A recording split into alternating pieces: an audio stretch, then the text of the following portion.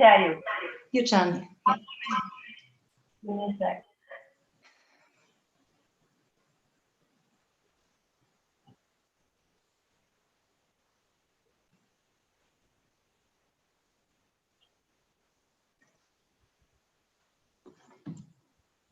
Okay.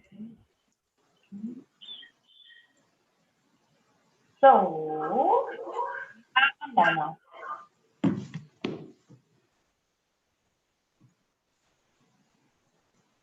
Are we ready?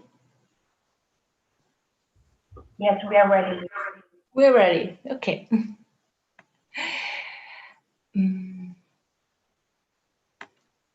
Hello. Good evening. Thank you for joining tonight. Our internationalist evening is titled Intersections of Sexual Violence and Caste-Based Discrimination in India. Shortly, some facts about our structure for the night. First, we will introduce ourselves and the topic of the night. A warm welcome to our activists, whom I want to thank a lot for being here virtually. They are going to share their knowledge and expertise with us. Afterwards, we will talk about your questions, which you can write in the comment section on YouTube. As we want to make the event accessible of both German and English-speaking audiences, we will translate. Hallo, guten Abend. Schön, dass ihr da seid bei unserem internationalistischen Abend, der heute den Titel trägt Zusammenhänge von sexualisierter Gewalt und klassenspezifischer Diskriminierung aufgrund der Kastenzugehörigkeit in Indien. Ich möchte kurz was zur Struktur für den heutigen Abend sagen. Zunächst werden wir uns vorstellen und ein bisschen was zum Thema sagen. Und ja, ich heiße unsere Aktivistinnen herzlich willkommen. Wir sind Ihnen sehr dankbar, dass Sie heute hier sind, virtuell, und Ihr Wissen und Ihre Expertise mit uns teilen. Nachdem das passiert ist, könnt ihr gerne Fragen stellen oder währenddessen im Kommentarbereich auf YouTube, die wir dann hoffentlich beantworten können. Da wir die Veranstaltung sowohl auf Deutsch als auch für englischsprachiges Publikum zugänglich machen wollen, werden die gesagten Sachen jeweils übersetzt. So, back to English. Hello, I'm part of Frauensteig Committee Wedding. For those of you who are not living here, Wedding is a district in the north of Berlin. We are a platform for local feministic politics, so we are trying to support the organizing of the community and valuable structures in our neighborhood. At the same time, we want to show solidarity with struggles, actions, and fights with all women and non-binary people worldwide. Among other things, we are trying to raise awareness by organizing internationalist evenings like the one tonight. Our local activities are mainly focused on the wedding area, but we are building connections and cooperate with numerous local and political activists regarding related topics. If you want to know more, you can find us at Twitter at Femstrike65. The idea and connection of tonight developed after and because of a rally at Nettelbeckplatz, a square in Wedding. Annihilate Caste Sexual Violence was the name of the rally, which took place on the 10th of October because of the so-called Hathras case. A Dalit woman was raped and died afterwards because of her tremendous injuries. With being a Dalit and a woman, the victim was exposed to twofold discrimination by state of India. One through the caste, the other through gender roles. This is why not only the crime took place, but also the offender who had been identified by the victim before was not punished. Instead, the victim's family was intimidated and protests were suppressed by the right-wing Indian government. Through the rally at Nettelbeckplatz, we got in touch with the activists specialized on caste-based sexual violence, which affects Dalit women's life. Together, we organized this internationalist evening. Our speakers of tonight are going to be Pramona, Saili, and Rupali. Once again, hello and welcome. Pramona is an independent activist based in Berlin. Saili is part of the South Asian Scholars and Activists Solidarity, SASAS, Germany. Rupali has a PhD from India Institute of Technology, Delhi. Saili and Rupali will talk about the Dalit feminist perspectives, and following on that, Pramod will be exploring the particular brand of political impunity that the current Hindutva government promotes. And once again, write your question and thought in the YouTube comment section. We'll talk about those later. Thank you. Now in German. Ich gehöre zum Frauenstreik-Komitee Wedding. Für diejenigen, die nicht hier wohnen, Wedding ist ein Bezirk im Norden von Berlin. Wir sind eine Plattform für feministische Stadtteilpolitik und versuchen, die politische Organisierung und Solidarstrukturen in unserer Nachbarschaft zu unterstützen.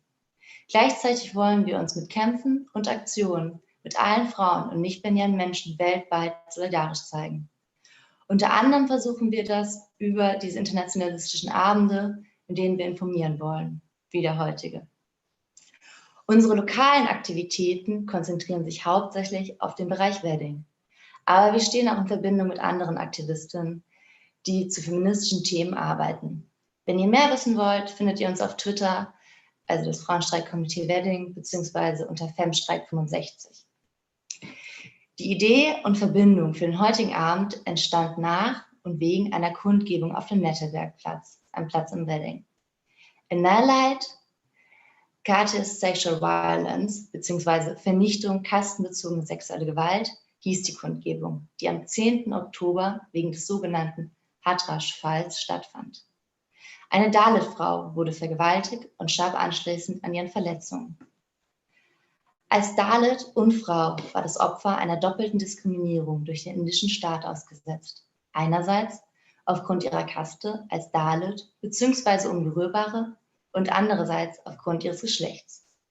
Diese Verschränkung war nicht nur Grundlage des Verbrechens, sondern auch der Grund dafür, dass der vom Opfer identifizierte Täter nicht festgenommen wurde. Stattdessen wurde die Familie des Opfers eingeschüchtert und die Proteste wurden von der rechtsgerichteten indischen Regierung unterdrückt.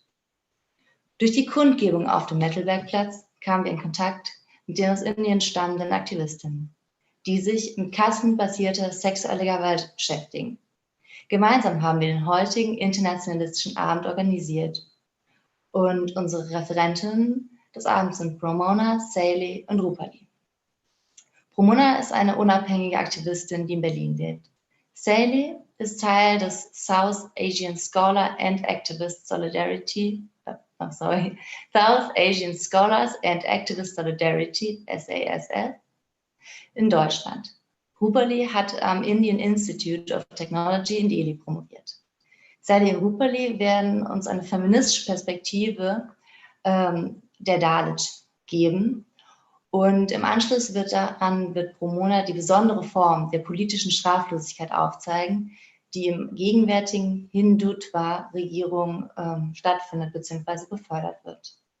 Genau, also Kommentare könnt ihr gerne auf YouTube schreiben, wenn ihr Fragen habt oder Gedanken dazu. Und dann würden wir die gerne, nachdem die Referentin gesprochen haben, klären hier, oder zumindest versuchen.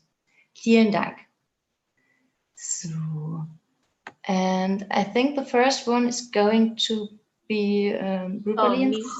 Rupali, okay, thank you. Yeah. Thank you.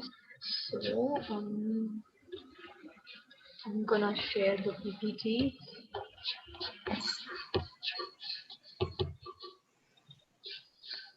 Could you guys see it?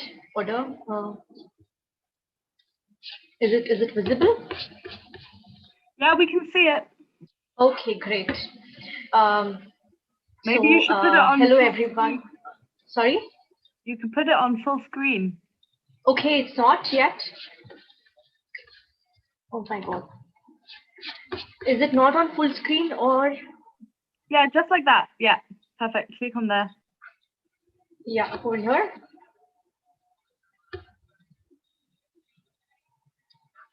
I don't know what's happening because over here on my screen it's on full screen, but Okay, doesn't matter. yeah. So Good evening, everyone. My name is Rupali, and this is the title of the presentation. The presentation is called Caste-Based Sexual Violence Against Dalit Women in India. So I will discuss with very basics of what is caste in India and how it operates, and which are the groups that are discriminated and subjugated in India.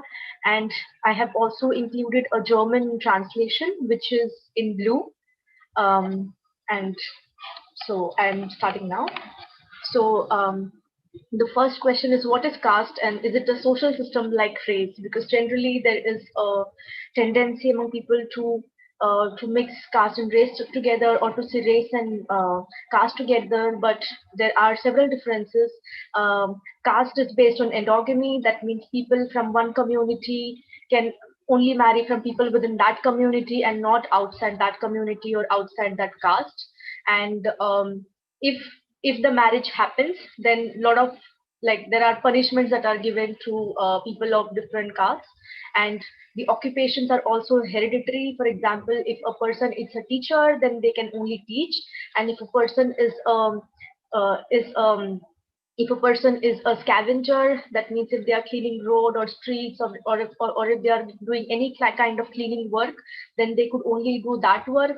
And then people were actually and there is also purity and pollution. That means some of them are considered to be pure and others are considered to be impure, according to the caste in which people belong to. Yeah. Excuse me, Rupali. Did you already want to change the slide? Because if yes, it didn't happen to us. No, I'm not Just changing it. Okay. Perfect. Sorry, just a question. Yeah. No problem. So the second question is whether caste exists till now, because many people think that caste existed in the past, and many Rupali? Indians. Yes. Maybe I should translate the first question. Yeah, maybe. Yeah. Also die erste Frage bezieht sich darauf, was der Unterschied ist oder ob es einen Unterschied zwischen Kastenwesen in Indien und Rasse. Und da gibt es einige Unterschiede, die zum Beispiel Endogamie betreffen. Also ein Mensch aus einer bestimmten Kaste kann nur mit anderen Menschen aus dieser Kaste heiraten oder eine Familie gründen.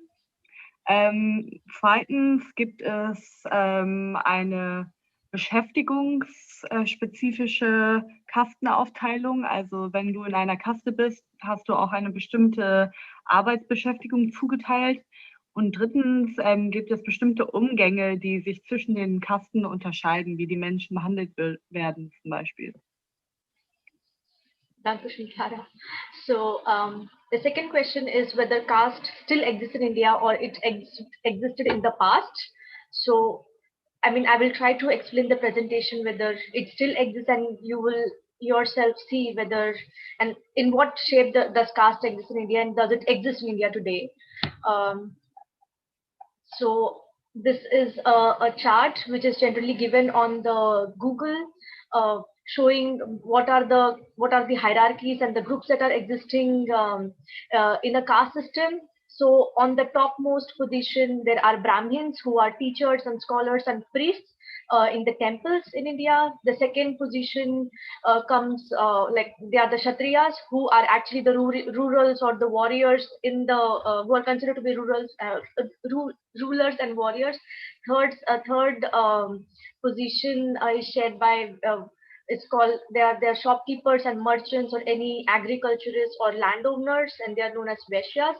And the fourth and fifth group that falls lowest on the caste hierarchy and on against whom untouchability is practiced. Yeah. Sorry to interrupt you, but we are still seeing the title slide. I think you want to show the pyramid, right?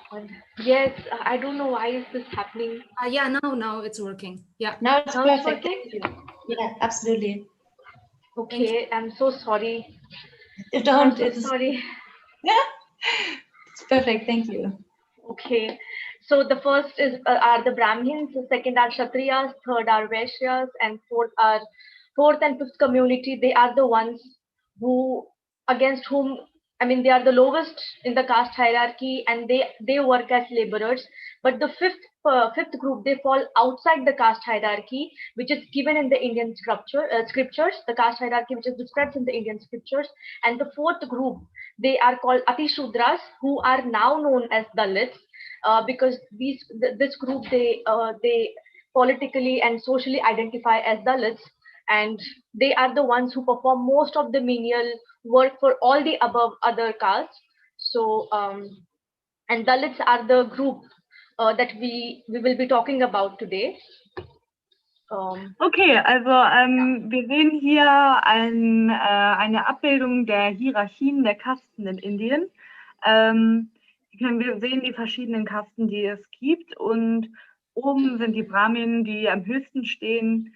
Die Kaste ganz unten, die wir sehen, die ist außerhalb von dem Dreieck. Das sind die Dalit-Menschen, von denen wir heute sprechen werden.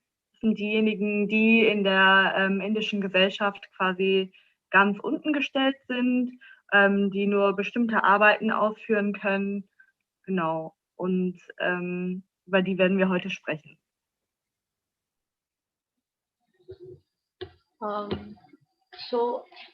So the lower castes, which I mentioned in the previous slide also, the Atishudras, they are known as Dalits. Dalits mean the very downtrodden, broken people who lie outside the caste hierarchy, but who are also the most subordinated group in India.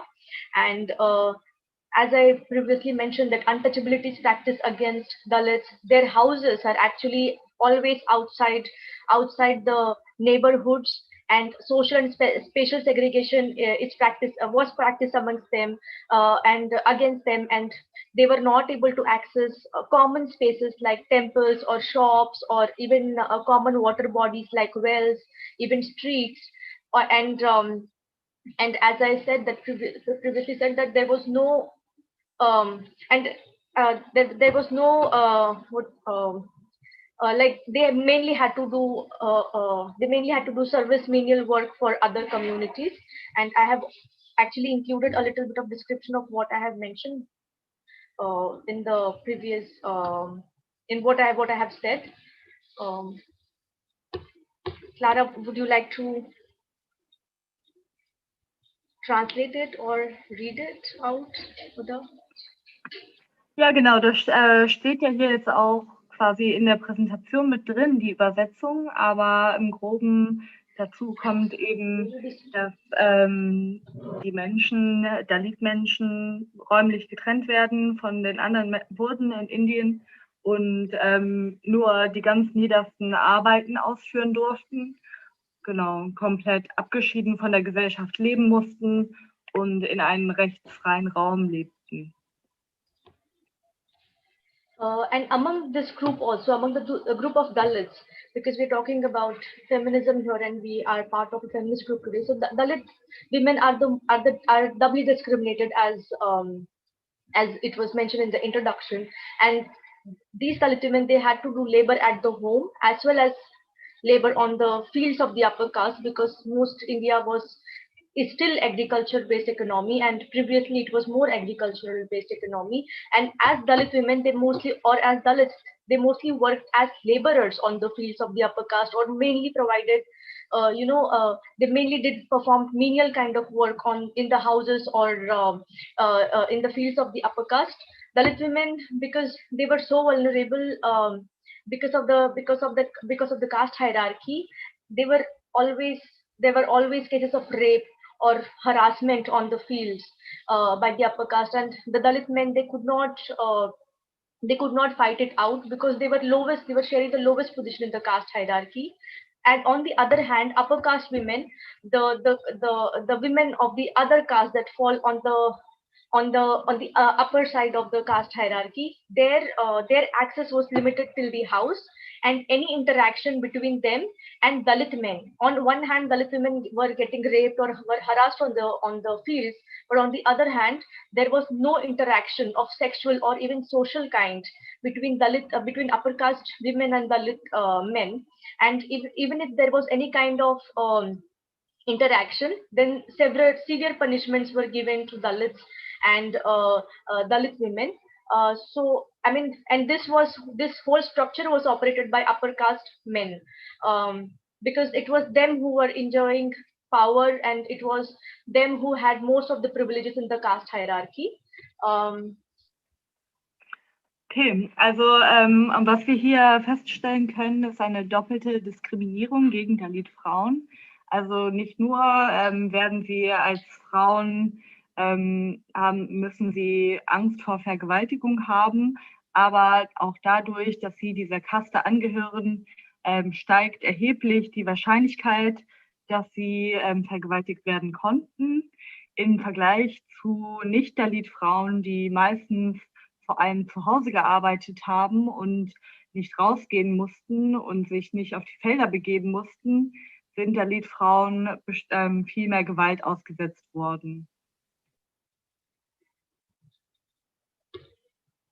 And what were the punishments that were given to the Dalits?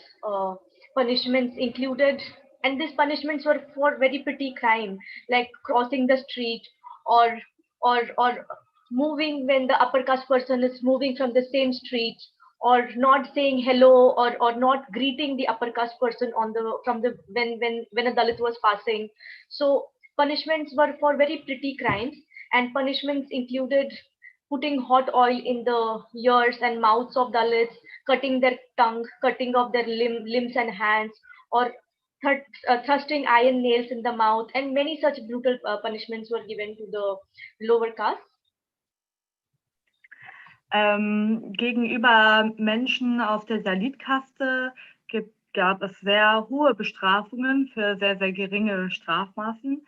Zum Beispiel, wenn eine Dalit-Person nicht anständig oder wie es als anständig empfunden wurde, von höheren Kasten gegrüßt hat, konnte es sein, dass sie sehr harte Strafen erfahren mussten.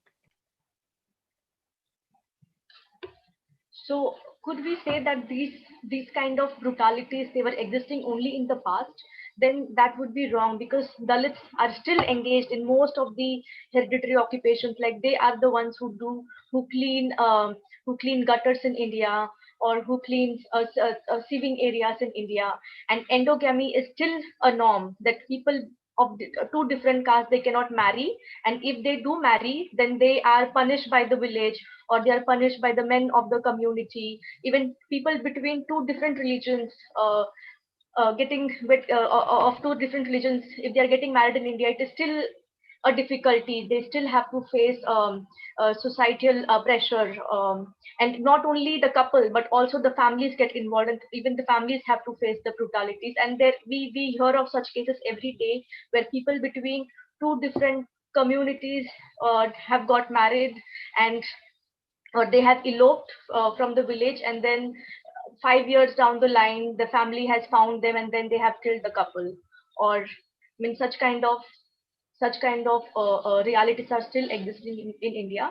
And most of the jobs that are performed by the Dalits in India are in the informal economy, or they are not in the government jobs. And most of the informal sector jobs, it is a reality in India that it does not give job security, or the wages that are paid to Dalits for these jobs, they are very less.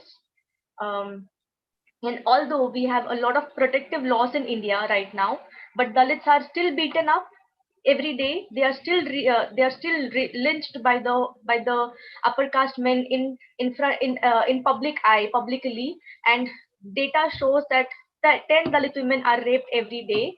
And this data does not include any other kind of violences that Dalit women have to face, like they are stripped on the streets in publicly. Their clothes are removed publicly.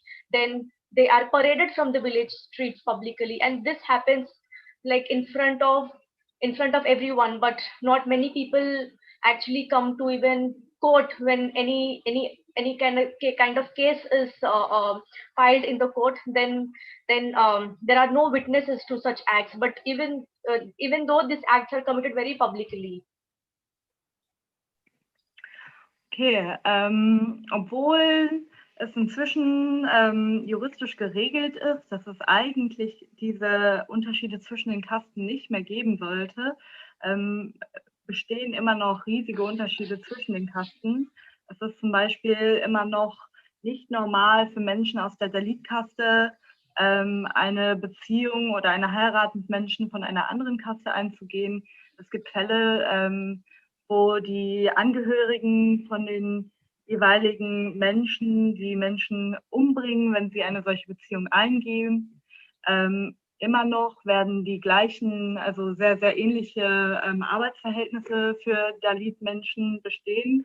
Die Menschen haben sehr, sehr prekäre Arbeit und genau. Und vor allem ist es immer noch so, dass extrem viel Gewalt gegenüber Dalit-Menschen gibt. Also die Menschen werden gelyncht und zusammengeschlagen auf der Straße. Und vor allem gegenüber Frauen bestehen eben auch Formen von sehr, sehr extremer sexualisierter Gewalt. Die Daten sagen, dass es im Moment im Durchschnitt 10 Dalit Women, Frauen in Indien jeden Tag vergewaltigt werden. Außerdem ist es eine Normalität, dass andere sexualisierte Gewaltformen gegenüber diesen Frauen ausgeführt werden. Zum Beispiel, dass sie ausgezogen werden und durch die Dörfer geführt werden, nackt und so weiter.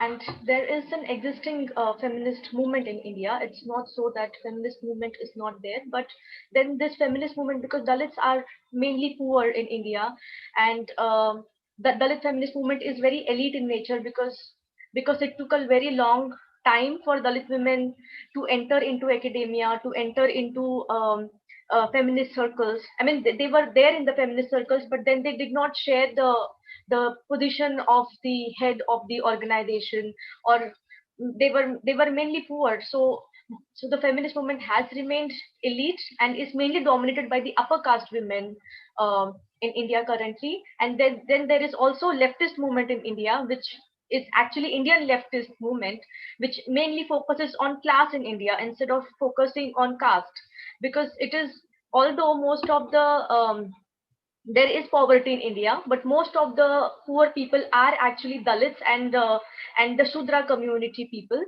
The fourth and the fifth category, which I had shown in the pyramid, they are the most poor people in India. And without taking the intersection of caste, class, and gender in India, because it is mostly Dalit women who are it is mostly women who Dalit women and Shudra women who are engaged into informal sector. And many of the time that work that these women perform, it does not even get recognized. So only looking at the category of poor is not going to help. We have to look at the intersection of caste, class, and gender in India to understand or to understand how caste discrimination exists and to fight against caste discrimination, caste exploitation. And it is interesting to note that most of the Indian left movements, they are mainly dominated and represented by upper caste community men, and most of these men are, again, they are also upper class. So when you are actually an upper caste in India, you are actually also upper class, and most of the Dalits, they are poor in India, and most of the Shudras, they are also poor in India. So in India, caste and class go hand in hand. We cannot look only at class without looking at caste, and that has not happened. That has been happening from last few days, but it has not happened last few years, but it has not happened so strongly.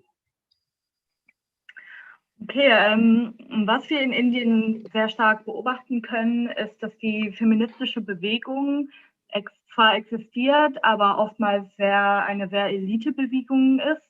Dies liegt unter anderem daran, dass es schwerer ist, für Dalit-Frauen einen hohen Bildungsgrad zu erreichen. Oftmals haben sie diesen nicht und können nicht auf der gleichen Art und Weise in die Debatte reinkommen und mitreden.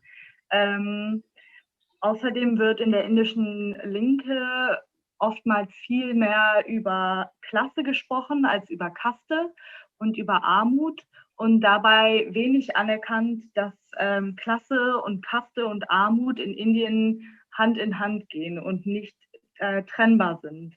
Das wird von der indischen Linke oftmals nicht so sehr in Einbetracht gezogen, beziehungsweise ist erst in den letzten paar Jahren so entstanden, dass es auch Teil des Diskurses ist. Interessant auch zu beobachten ist, dass der große Teil der indischen Linken aus Männern besteht, und zwar aus Männern aus den höheren Klassen und den höheren Kasten. Genau. Und das ist aber wichtig, um in Indien linke Politik zu betreiben, muss man sehen, wie die Intersektion zwischen Klasse und Kaste und Armut stattfindet. Thank you, Clara. Hi guys, sorry for interrupting. Rupali, there is a little window popping up in front of your screen. I think you need to switch off your shared screen and switch it on again and click share the full screen. My presentation is over. I would like to invite Siley for the presentation now.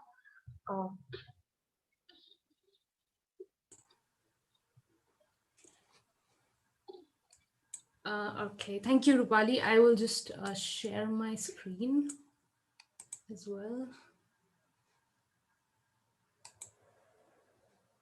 Is it visible?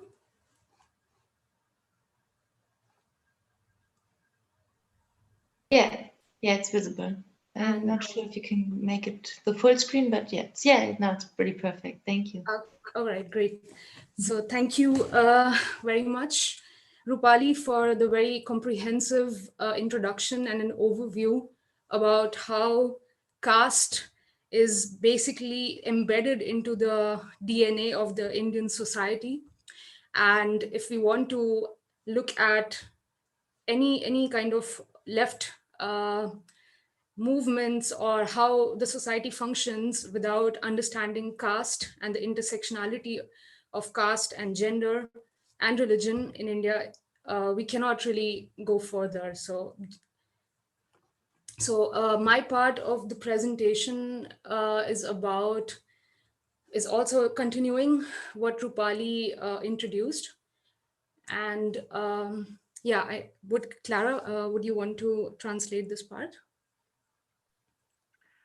Okay, also genau, das war jetzt erstmal eine kurze Wiederholung davon, und zwar, dass die Kaste als Wesen in der DNA der indischen Gesellschaft immer noch sehr stark vorhanden ist und dass eine linke Bewegung, die nicht die Intersektionalität von Gender, Kaste und aber auch Religion betrachtet, ist sehr schwierig. Da kann man die indische Gesellschaft nicht verstehen aus linker Perspektive.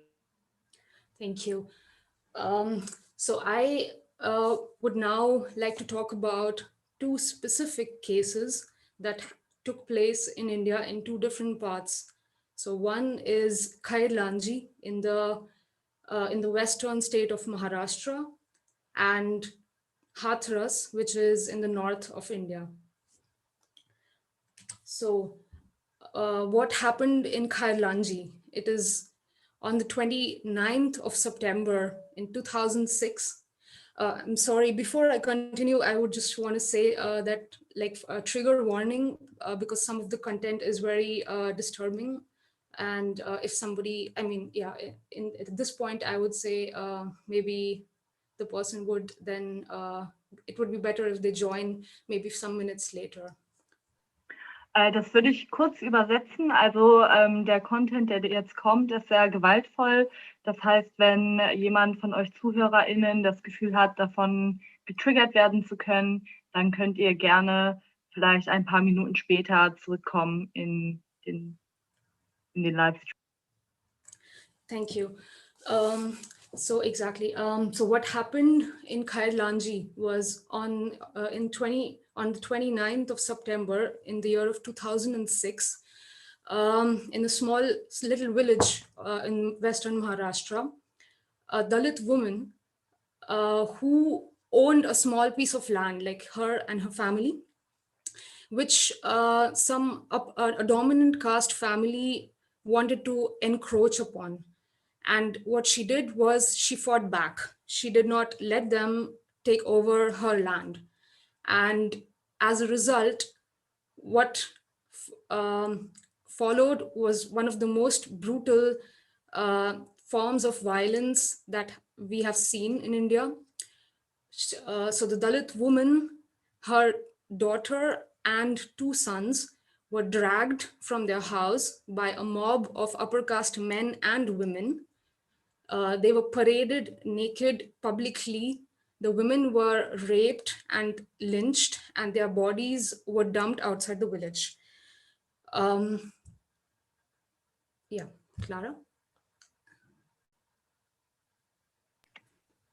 Okay, die Situation, die war wie folgt. Und zwar gab es eine Dalit-Frau, die ein kleines Stück Land hatte in Kalanji, und sie und eine Familie der dominanten Klasse wollte ihr dieses Land nehmen. Die Frau aber wehrte sich gegenüber diesem Diebstahl, und es folgte eine brutale Gewalt gegenüber dieser Frau und ihrer Familie, also ihren 2 Söhnen. Von Seiten der Bevölkerung der höheren Klassen aus dem Gebiet. Und zwar ist ein ganzer Mob von Menschen in deren Haus eingedrungen, hat die Frau und ihre Familie aus dem Haus rausgezogen, nackt durch das Dorf geschleppt, sie zusammengeschlagen und umgebracht. Right, and for such a brutal and horrible incident, we would expect like a huge reaction from the society, from the civil society, from the media. But unfortunately, what happened was there was not even a single report until after over a week that appeared that this incident happened. The media then did not respect the privacy of the Dalit victim. Her name was published, the names of her family members was published. And in order to justify the atrocity, her character was questioned, and she was labeled as immoral and yeah, like exactly. So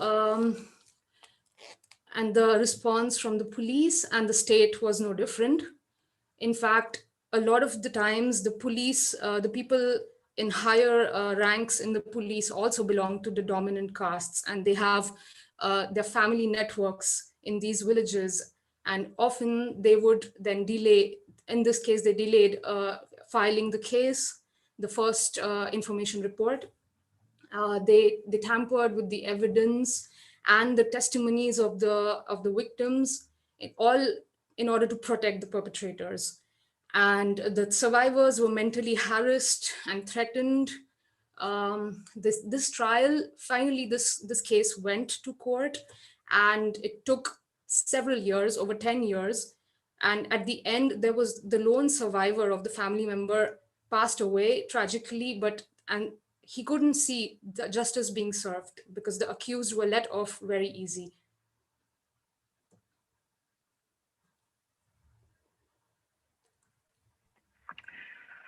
Okay, also was wir eigentlich uns erhoffen sollten bei solch einer grauenvollen Tat, ist eine starke Reaktion von der Gesellschaft und den Medien, was aber leider die Realität war, dass in der ersten Woche nach der Tat die Medien gar nicht reagierten und dann nach einer Woche auf einer sehr unangebrachten Weise sie publizierten die Namen von der betroffenen Frau und von ihrer Familie, hinterfragten deren Charakter und stellten quasi in Frage, ob diese Personen Opfer der Gewalt waren oder selber schuld. Leider wurde das genauso von der Polizei und dem Staat gehandhabt. Und es ist eben so, dass die Personen, die in der Polizei sind, ebenfalls in den höheren Kasten angehören und oftmals auch persönliche Verbindungen haben zu den Menschen aus den höheren Kasten, die in eben diesen Dörfern diese Taten ausgeführt haben, was dazu führt, dass sie die Anklagen nicht richtig aufnehmen und versuchen, die TäterInnen zu beschützen. Genau. Und somit war es dann leider so, dass der einzige überlebende Familienmitglied von dieser Familie Jahre später gestorben ist, ohne jeweils zu sehen, dass das Recht geschehen ist.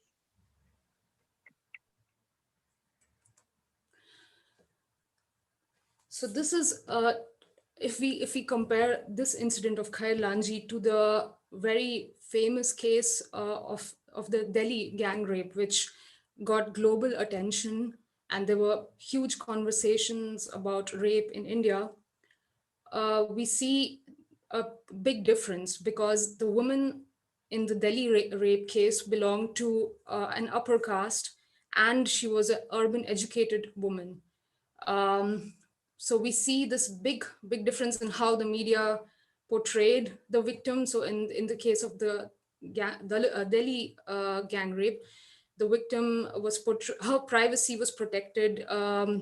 She was labeled as innocent, and and we can see like how the difference is. And often the question people say when we talk about Dalit women's rape is, what does caste have to do with it? It is all about gender. And this we also see in the in the feminist mainstream, so-called mainstream feminism in India, where the women often would only like to focus on the gender aspect of it. And we also see how uh, the worth of a woman in India is also like decided by the caste, right? So you see that there's a purity and impurity in the sexuality as well, and a selective outrage when it comes to a person belonging to a lower caste. Okay, im Vergleich zu diesem Fall sehen wir einen Fall von einer Massenvergewaltigung in Delhi. Und diese Vergewaltigung, zu der eine Frau Opfer, die selber aus einer höheren Klasse stammte, die gebildet war, aus dem urbanen Raum kam. Und im Vergleich zu dem ersten Fall, von dem wir gerade gehört haben, war die Reaktion in diesem Fall komplett anders. Die Medien reagierten direkt. Ihre Identität wurde geschützt, und das bringt hier im Moment stark die Frage auf, was für eine Rolle das Kastensystem einnimmt in der Interaktion mit Genderfragen und feministischen Fragen. Und das ist aber so, dass im feministischen Mainstream in Indien vor allem über Gender diskutiert wird. Und wir sehen aber hier an diesem Beispiel sehr klar, dass der Wert einer Frau in der Indiengesellschaft auch sehr, sehr stark von der Kaste abhängt und eben auch die Reaktion und die Behandlung in der Gesellschaft von solchen Fällen.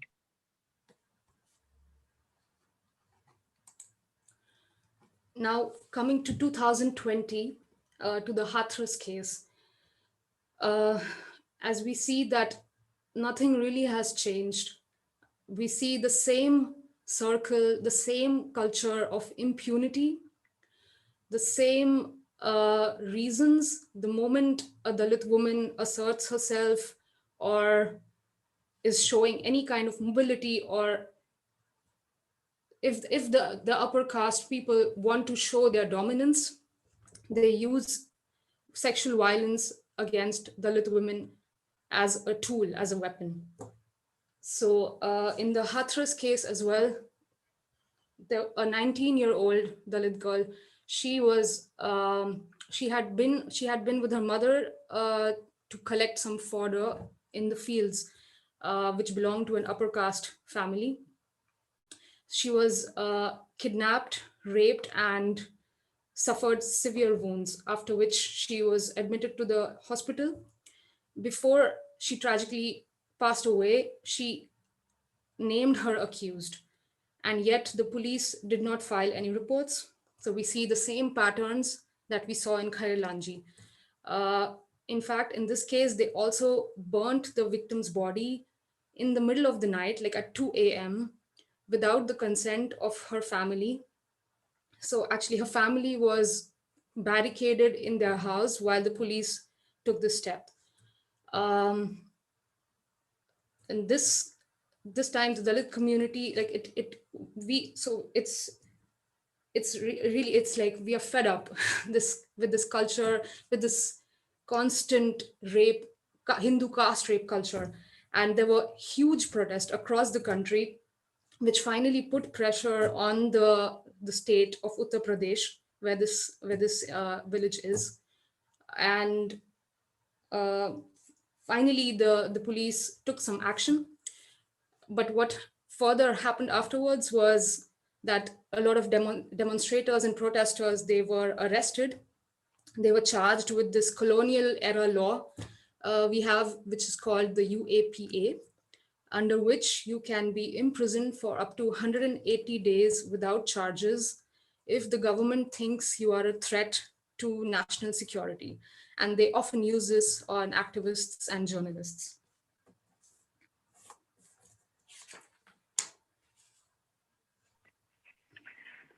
Okay, jetzt kommen wir zum Hathras-Fall, der 2020 stattgefunden hat, im September.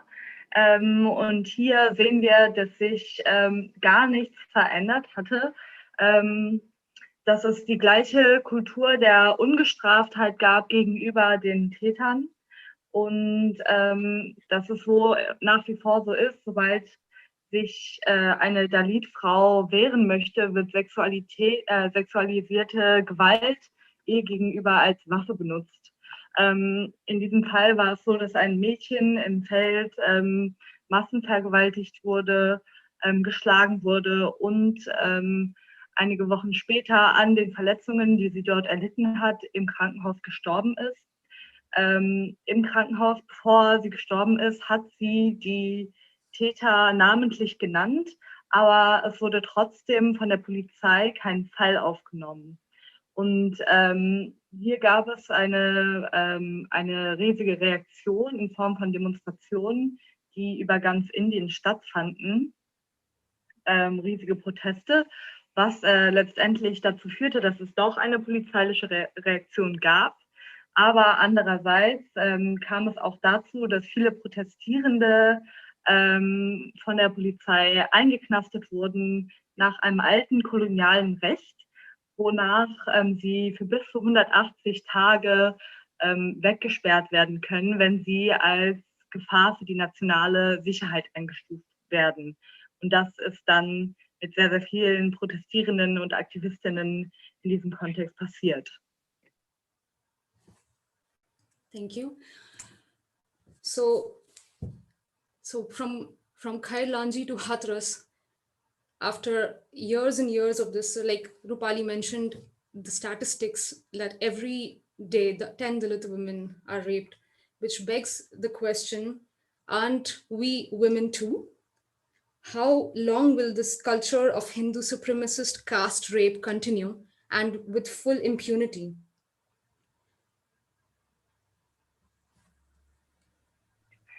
Also diese Fälle werfen ganz stark die Frage auf, sind Frauen, Dalit-Frauen denn nicht auch Frauen?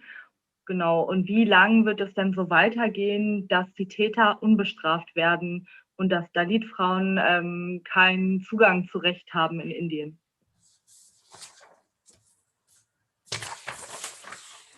So now as part of the presentation, I would like to show and amplify voices of two Dalit sisters, two activists.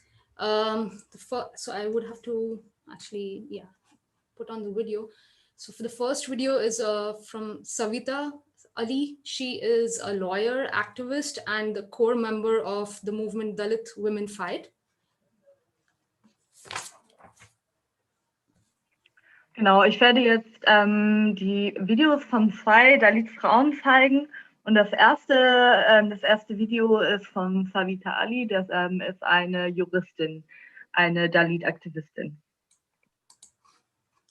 I think I have to stop this one, right?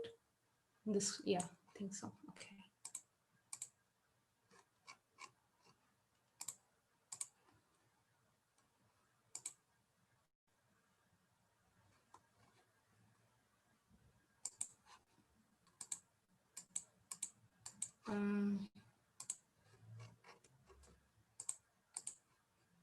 Okay, for some reason, just give me a second.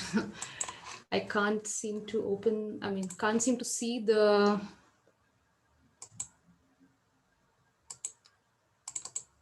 जितने भी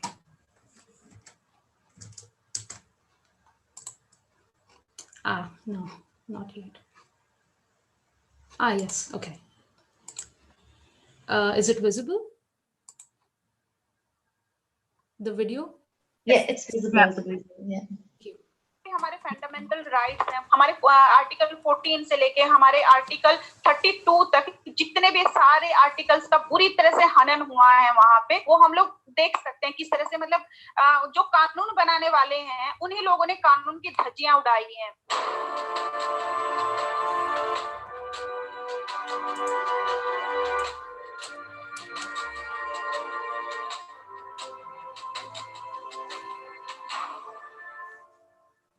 हरियाणा में मैंने तकरीबन 10 साल मैंने काम किया है, दलित महिला हिंसा के ऊपर ज्यादातर काम किया है। जब 2013 में मैं बिहार में आई तो बिहार में फिर सेम मुझे दलित महिलाओं के साथ काम करने का मौका मिला। तो बात ये भी उठती है कि जब हम लोग बात करते हैं महिला की और महिला रेप की, तो वहां पे दो महिलाएं आ जाती है, दलित महिला और नॉन दलित महिला। तो नॉन दलित महिलाएं जो हमारी फेमिनिस्ट जो महिलाएं हैं, उनका हमेशा मानना होता है कि रेप होता है, वो कोई दलित महिला हो या नॉन दलित महिला हो। बट मैं सिर्फ ये कहूंगी कि रेप ठीक है, वो रेप है, लेकिन जब दलित महिला के साथ रेप होता है वो एक जाति देख के होता है। अगर वो दलित है, वो बिलोंग टू एससी कम्युनिटी या फिर बिलोंग टू एसटी कम्युनिटी, तो उसको ज्यादा वो चीज वो सहन करना पड़ता है कास्ट को लेके। और अगर मीडिया की बात करें या पुलिस की बात करें, सबका रवैया, एडमिनिस्ट्रेशन, सरकार, सबका रवैया एकदम बदल जाता है दलित महिला केस को लेके। और यही कारण है कि आज भी हमारा जो कन्विक्शन रेट है वो बहुत कम है। अगर हम कोर्ट के अंदर की बात करें या बाहर की बात करें, जब भी दलित महिलाओं के ऊपर रेप होते हैं, कोई भी दूसरे मूवमेंट या फिर दूसरी महिलाओं ने कभी कोई प्रोटेस्ट नहीं किए होते हैं। जो भी मैं लास्ट केसेस की बात करूं, क्योंकि मुझे याद है कि 2012 में हरियाणा में कंटिन्यूसली विद इन 2 मंथ में 30 गैंग रेप हुए, और वो 30 गैंग रेप सिर्फ 15 से 18 साल की लड़कियों की एज के थे, वो जो छोटी छोटी लड़कियों के साथ रेप हुए थे। उस समय किसी ने कोई प्रोटेस्ट नहीं किया था, कुछ नहीं किया था।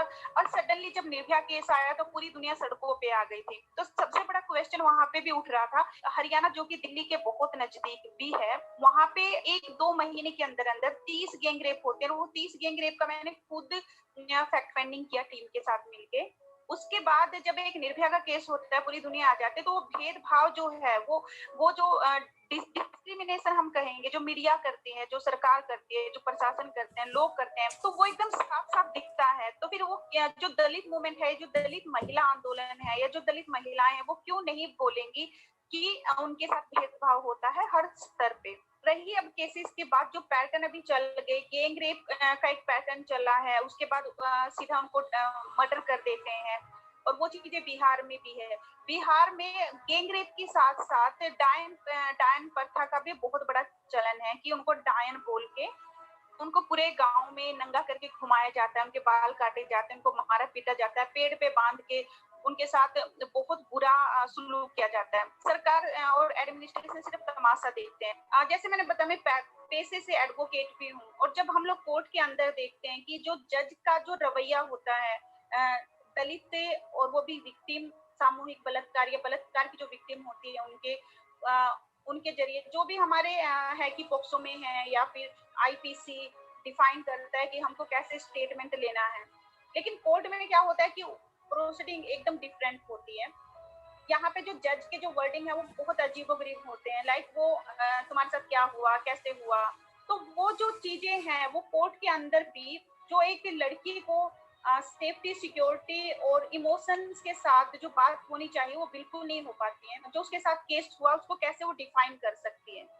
अभी रिसेंटली बिहार में अररिया में एक रेप हुआ था, तो वो लड़की इतनी मेंटल टॉर्चर हो चुकी थी, तो जज उससे बहुत लाउडली बात कर रहे थे, बताओ तुम्हारे साथ क्या हुआ, बताओ। एंड सी टोल्ड कि सर उनके मैं बताती हूँ। उसको ना कुछ समझ नहीं आ रहा है, वो मतलब सही से बोल नहीं पा रही है।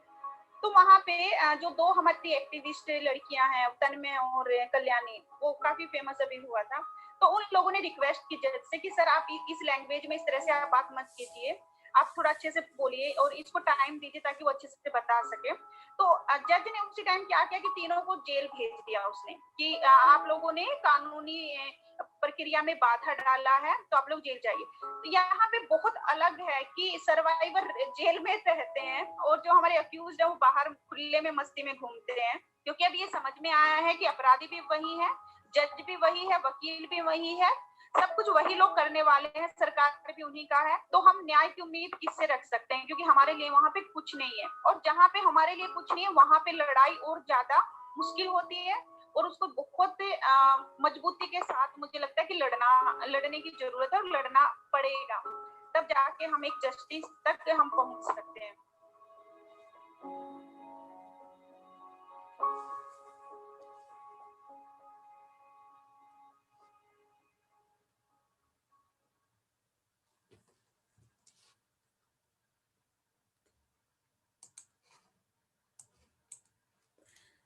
The second video is from Thenmodi Soundararajan, who is a Dalit American activist and executive director of Equality Labs.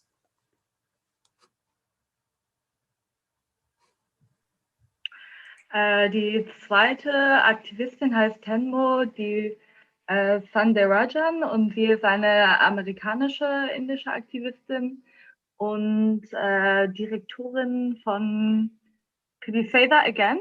What's Equality Lab? Yeah, genau. Sorry? Equality Labs. Community Labs. Equality. Quality. All right.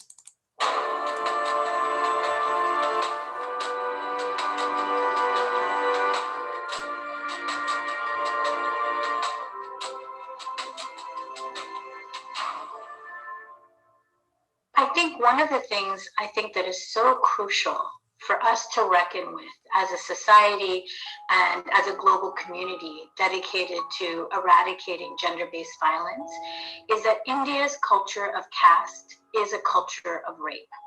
And that in many ways, the reasons why we've seen such deep impunity towards the victim of Hathras and so many other victims of caste-based sexual violence is because people do not care about the life of a Dalit. So for that to change, the entire mechanisms of impunity must change. So because India has some of the best laws to protect minorities and to protect women, unfortunately, none of them are implemented. But I think that what is very crucial at the international level is that, you know, India has been the signatory to multiple UN conventions related to the rights of women, related to the rights of minorities. And it is time that all of those chips get cashed in.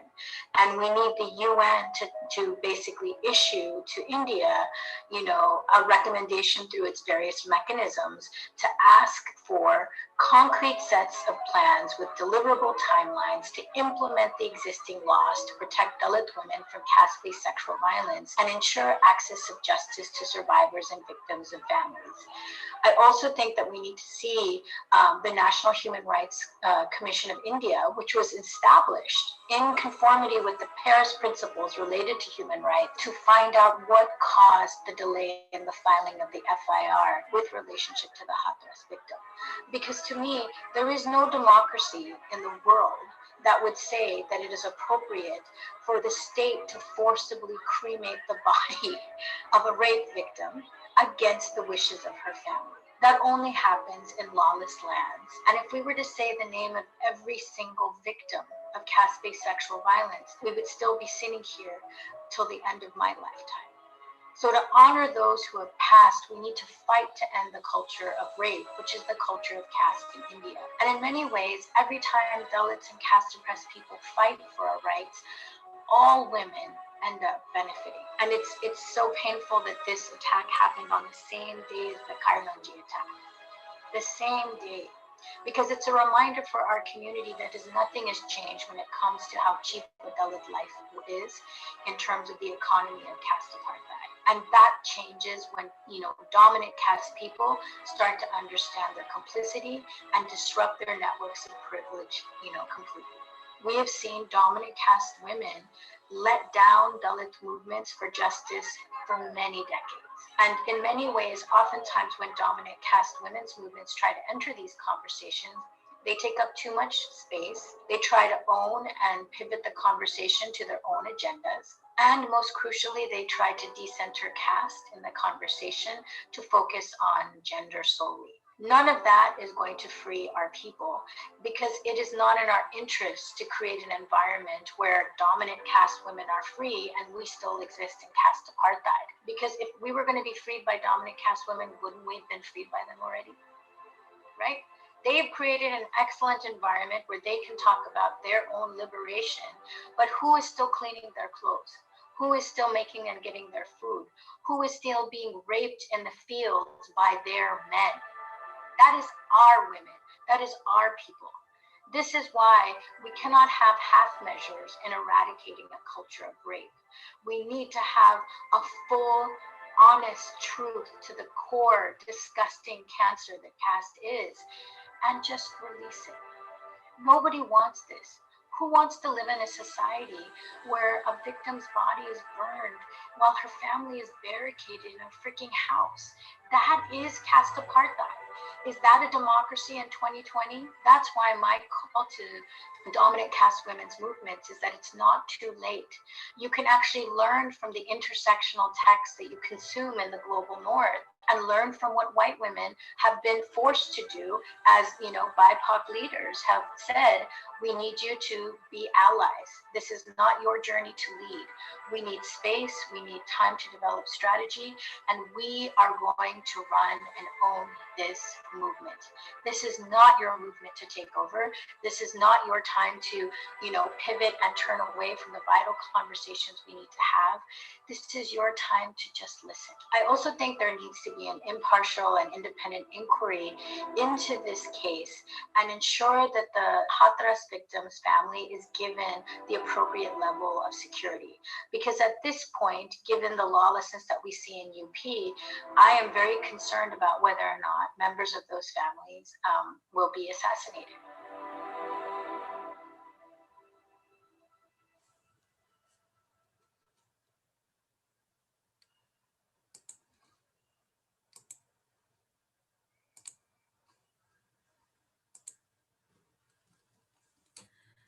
So a big shout out to Smashboard, who created these videos. So it's an alternative social media based network based on the principles of intersectional feminism. And they have a series called Dalit Voices. So if you are interested, you can check out their YouTube or their webpage, smashboard.org.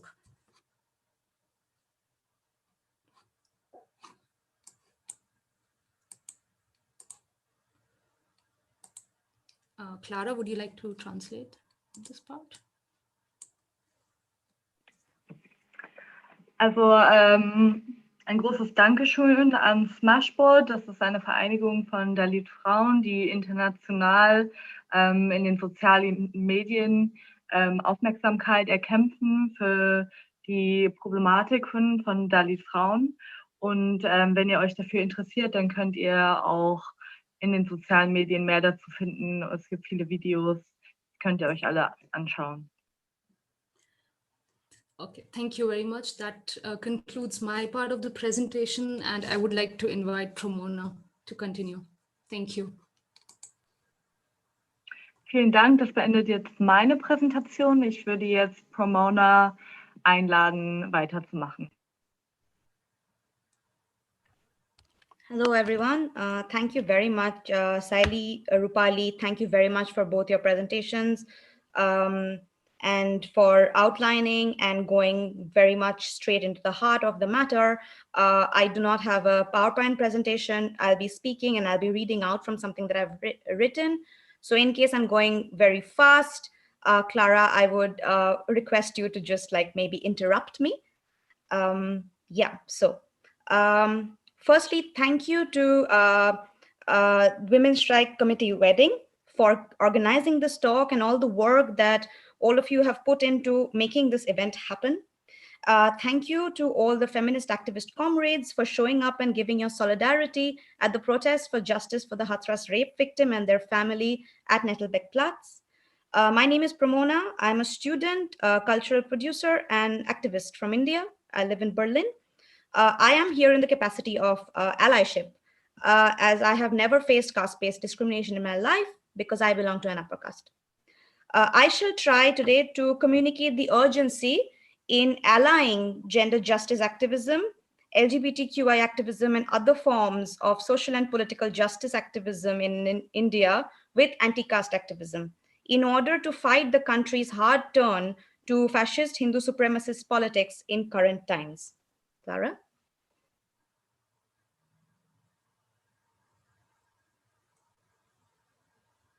Clara, would you like to translate that, or can I go on? Sorry, I thought I had my audio on. Also erstmal ein Dankeschön an die feministischen Aktivistinnen, die sich mit unseren Thematiken solidarisieren, die auch zu der Demonstration neulich am Nettelbeckplatz gekommen sind gegen die Hathras-Vergewaltigungen. Mein Name ist Pramona und ich bin Akademikerin, kulturelle Produzentin und Aktivistin aus Indien und ich lebe hier in Berlin. Ich bin hier heute Abend als Ally, da ich selber nie kastenbasierte Diskriminierung erfahren habe. Ich selber gehöre zu einer der höheren Kasten, aber ich werde versuchen, die Dringlichkeit von Allyship in diesem Aktivismus zu kommunizieren, um die aktuelle Wendung des Landes zu faschistischem und hindu-vorherrschaftlicher Politik zu bekämpfen. In feminist activism in India, there is a significant discussion on rape culture. We have to acknowledge that in its very fabric, this rape culture learns and teaches a lot of its practices of violence from persistent caste system and caste violence in the country. Among the things that Indian patriarchy borrows and learns from and enables itself with from the caste system is the culture of impunity. Impunity means exemption from punishment or freedom from injurious consequences of one's actions. Within feminist movements, especially those that focus on sexual violence, we are able to identify the persistence of rape as a tool of patriarchal violence because so-called lesser crimes that uphold the rape culture go unpunished, and these are also often rewarded. In India, even actual rape is normalized. The country and its legislature are disinterested in acknowledging marital rape as a punishable offense, and it is simply seen as a normal part of marriage. Clara?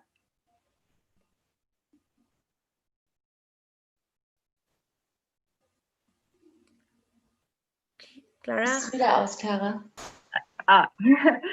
Im feministischen Aktivismus in Indien gibt es viel Diskussion zum Thema Vergewaltigungskultur.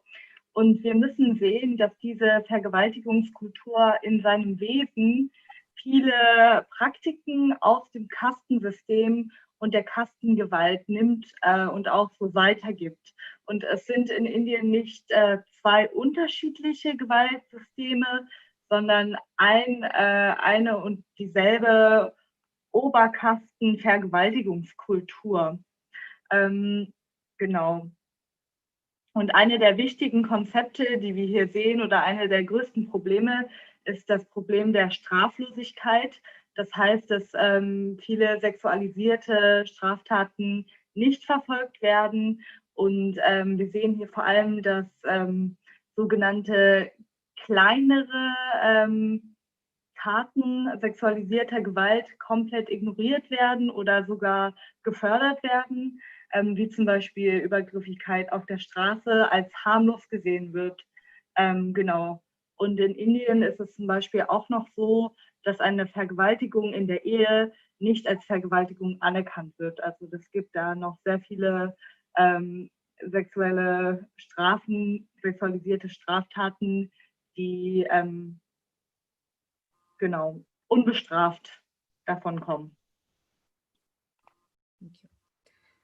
the spectacularization of some rape cases as especially violent, especially gang rapes, and the tremendous public pressure to give capital punishment or death by hanging for the rapists is also a way to strengthen upper caste rape culture in the country.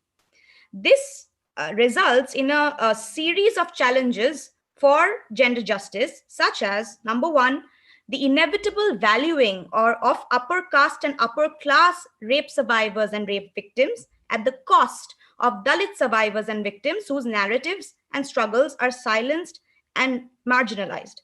Number two, the continuance of Indian society jailing and hanging primarily lower class and oppressed caste men in the name of justice for rape. And number three, tremendous extrajudicial powers to the police, such as seen in the shooting of the rape accused in the Hyderabad rape and murder case last year. And number four, a willing enabling of anti-poor casteist mob mentality for revenge and violence by the courts of the country. This kind of attitude of a sliding rate of punishment of offenders and prisoners in accordance with their caste and class location, as well as a sliding rate of importance and dignity of victims and survivors on the basis of the same, is precisely how caste and class warfare come in assistance of Indian rape culture.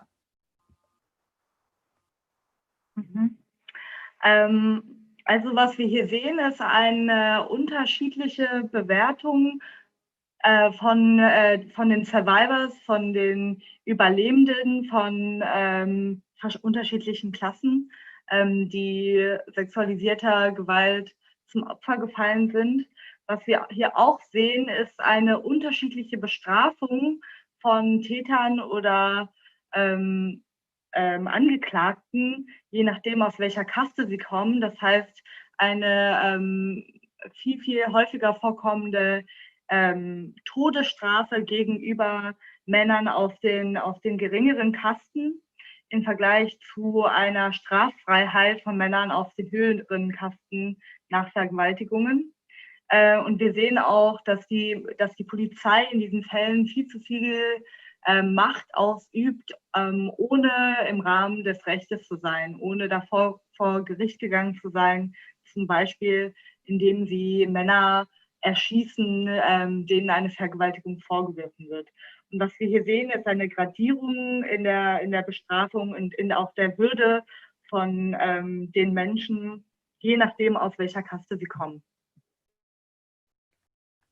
According to Prison Statistics 2018, put out by the National Crime Records Bureau, and I quote, 2/3 prisoners in Indian jails are Dalits, tribals, and from other backward classes or OBCs. 19% are Muslims, and 66% of 4.66 lakh inmates are either illiterate or have not studied beyond 10th grade in school. These numbers include both convicted prisoners and prisoners who are under trial, which is awaiting court hearings in the infamously slow criminal justice system of India. This inevitably raises questions about the active criminalization of oppressed communities within Indian society at the cost of impunity of upper caste Hindu men who enjoy very high levels of impunity that actually ensures that they stay outside of the criminal justice system entirely, no matter the gravity of the crime. The deployment of criminalization with regards to gender justice, specifically extreme punishments such as death penalty towards men from lower classes and castes, remains a socially accepted tactic of justice that weaponizes discourses of gender against class and caste. We have to understand and acknowledge that prisoner rights are human rights, and the inhuman excesses of the prison system in India is actually a feminist issue. Okay, es gibt eine Statistik, dass in den Gefängnissen in Indien 2/3 von den Gefangenen entweder Dalit sind oder einen Tribal-Hintergrund haben. 90% der Gefangenen muslimisch sind von der Religion Und 66% der Menschen, die in Gefangenschaft sind, Analphabeten sind. Was jetzt hier die Frage aufbringt, ob es denn eine aktive Kriminalisierung der unteren Kasten und Klassen in Indien gibt.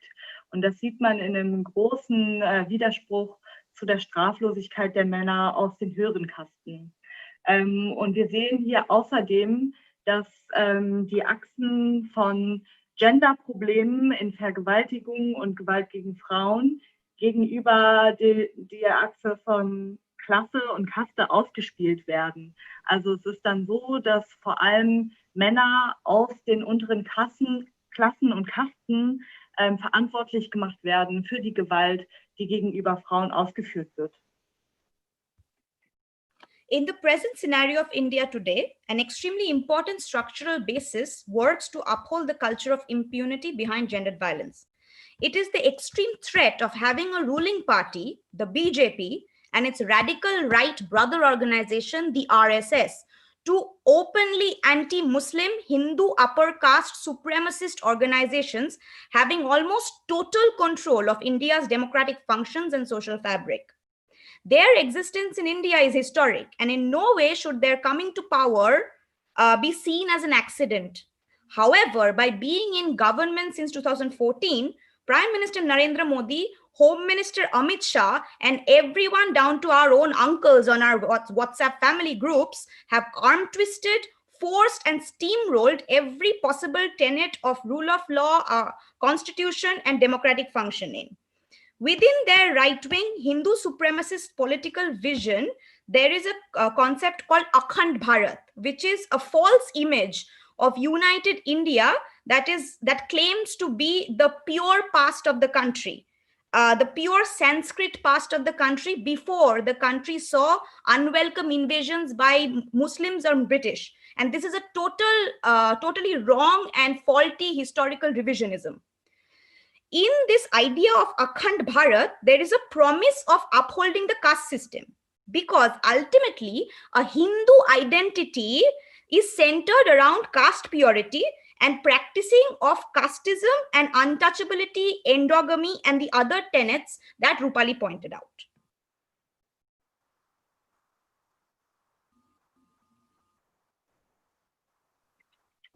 Okay, also heute in Indien sehen wir eine strukturelle Basis davon, dass diese Straflosigkeit der Täter aufrechterhalten wird. Und das liegt darin, dass die herrschende Partei sehr, sehr stark hinduistisch, nationalistisch geprägt ist und antimuslimisch und gegen Minoritäten in Indien. Und diese Partei hält aufrecht ein falsches Bild davon einem geeinigten hinduistischen Indien, was bestand vor der Besetzung durch die Briten. Und diese Identität soll aufrechterhalten werden oder neu geformt werden nach dem Willen dieser Partei. Und was da auch ganz, ganz zentral ist, ist eben das Kastensystem, ist eben wieder das Wiederherstellen der Kasten in Indien und die Repression der unteren Kasten dadurch. So beyond the promise of upholding caste purity as a part of Akhand Bharat, there lies also the issue, the realpolitik issue of the BJP RSS complex forcefully getting away with all possible crimes against humanity, such as ethnic cleansing and genocide against Muslim citizens, with respect to the Babri Masjid violence in 1992, Godhra violence in 2002, Muzaffarnagar in 2013, and Delhi in 2020, among many. In these cases, innumerable BJP ministers and state functionaries were involved, including our Prime Minister and our Home Minister. In each of these instances of violence, there have been accusations of rioting, fomenting violent sentiments against the Muslim community through hate speech, criminal conspiracy, attempted intimidation of witnesses, among others. In each of the cases, there have been gross miscarriage of justice. For example, the acquittal of the accused in the Babri Masjid demolition case, which included high-profile BJP leaders in October this year. Narendra Modi, our Prime Minister's involvement his very involvement in the Godhra violence being given a clean chit despite national and international condemnation and acknowledgement of his role. Amit Shah, our Home Minister's clean chit for his hate speech in Muzaffarnagar, and more recently, the spate of arrests of student activists and protesters on false accusations of rioting during the Delhi violence of February 2020. Whereas the BJP leaders like Kapil Mishra and Anurag Thakur, who have been documented on camera delivering anti-Muslim hate speech, are roaming free. It is clear that being associated with the BJP is a clear path towards criminal impunity.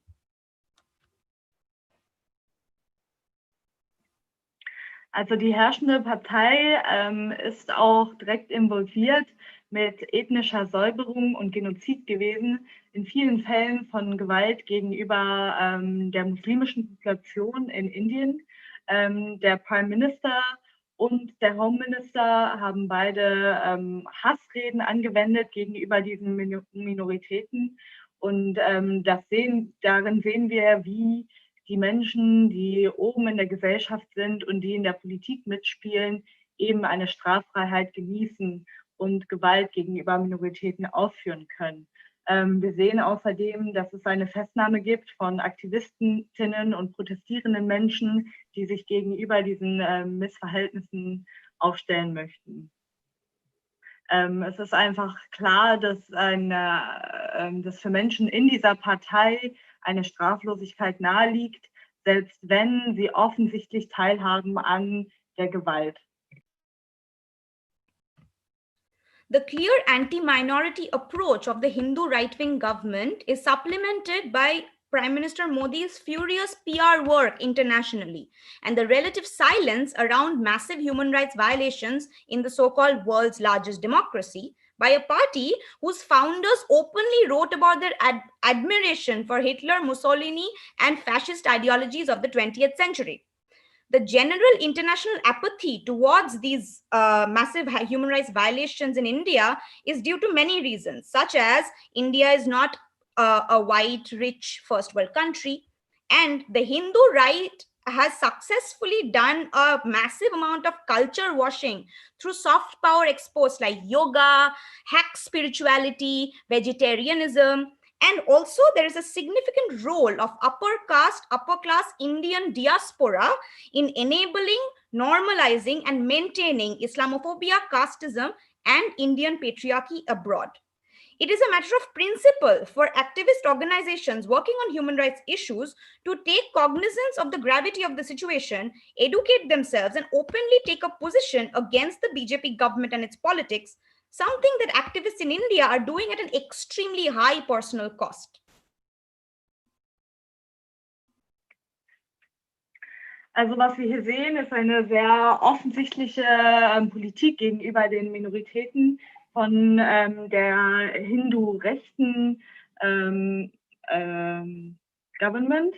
Und wir sehen, dass es auch international beworben wird von Modi und dass diese Propaganda international verbreitet wird und dass unter anderem eben so bestimmte Hindu-Praktiken wie der Vegetarianismus oder Yoga als international als besonders friedliebende Praxen gesehen werden, währenddessen eine sehr, sehr gewaltvolle Politik gegenüber Menschen in Indien, die eben nicht dem Hinduismus angehören, ausgeführt wird.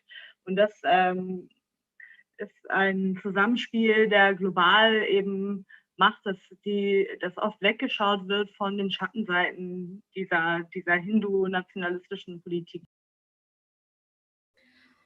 A significant part of the BJP RSS program is the simultaneous deployment of casteist, patriarchal, and Islamophobic violence. It's like fascist multitasking. Among many others, there are numerous cases of lynching and flogging of specifically Muslim and Dalit citizens in the name of cow protection and under wrong accusations of consuming or carrying beef, which is considered to be holy according to Hindu religion. According to a report by Human Rights Watch published in 2019, it is the complicity by local officials and police inertia which has meant dozens of vigilante murders of religious minorities and caste minorities in India have gone unprosecuted and unpunished over the last 4 years. I'm quoting here.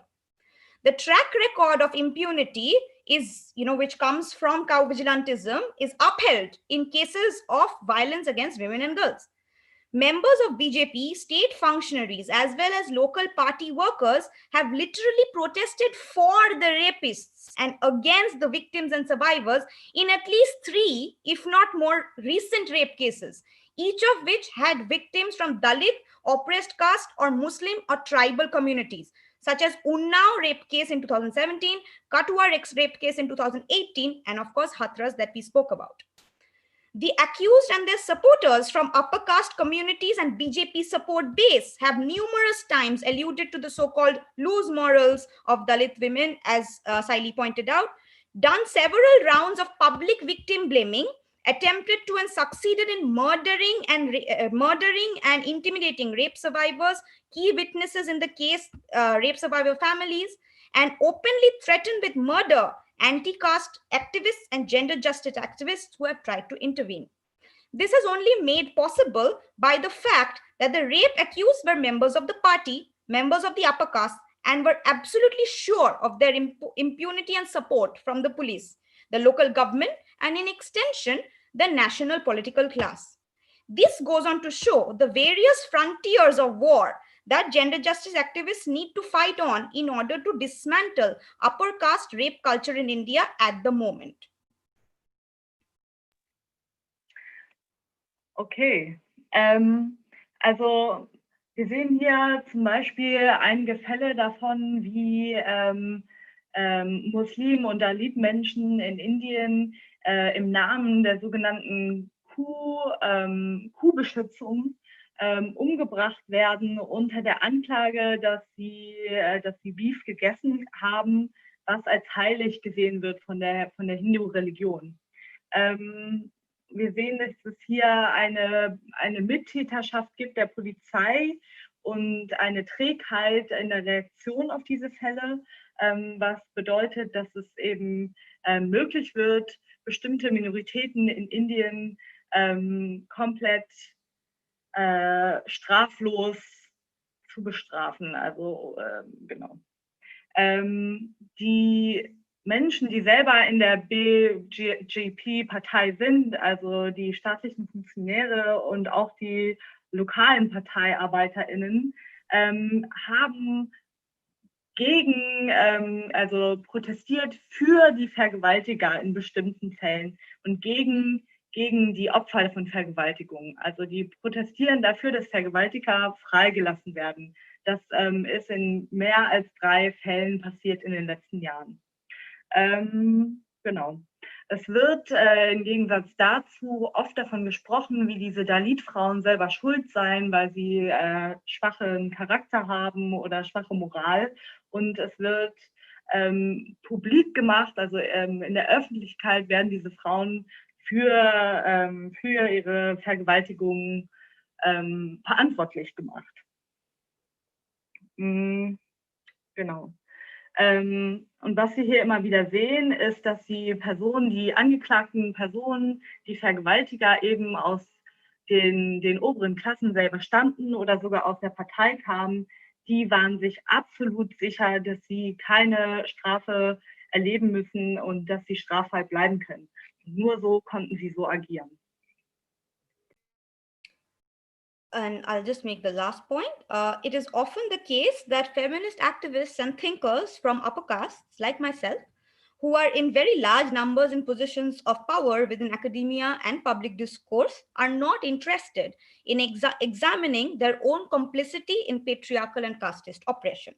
And therefore, the entire burden of understanding, explaining, and dismantling upper caste rape culture fall on Dalit women. In my opinion, this sort of fragility of feminist thinkers and activists belonging to upper castes regarding their own identity and own histories of complicity is not only dangerous, but also ultimately useless towards the future of gender justice. Thank you. So. Und es ist eben leider oft so, dass die feministischen Frauen aus den hohen Klassen ihre eigene Mitschuld in dem System nicht anerkennen, was das ganze System mit aufrechterhält. Und das führt dazu, dass die Frauen aus den Dalit-Klassen selber dafür kämpfen müssen, selber erklären müssen, was für eine Rolle die Kaste spielt in diesem komplexen Feld. Und wir müssen dafür kämpfen, dass die Dalit-Frauen ihre Stimme bekommen und dass diese Intersektionalität anerkannt wird, wenn wir weiterkommen wollen in Indien. Thank you, Clara. Thank you. Thank you all. Yeah, thank you for all the information and for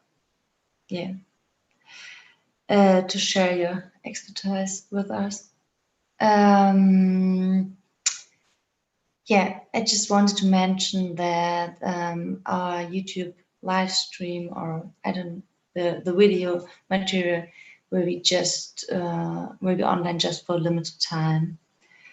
Yeah, and now I think it is time. I hope maybe there are already some questions. We could share with each other.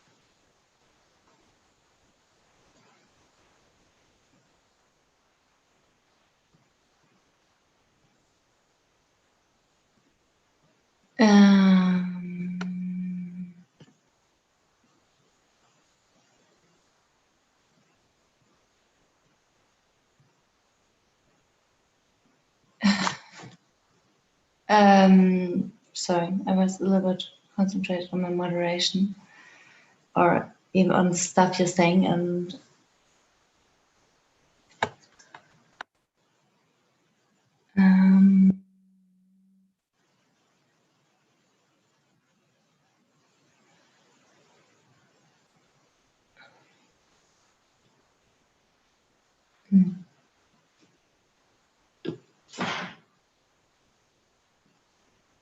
do you know if there is already any question or something?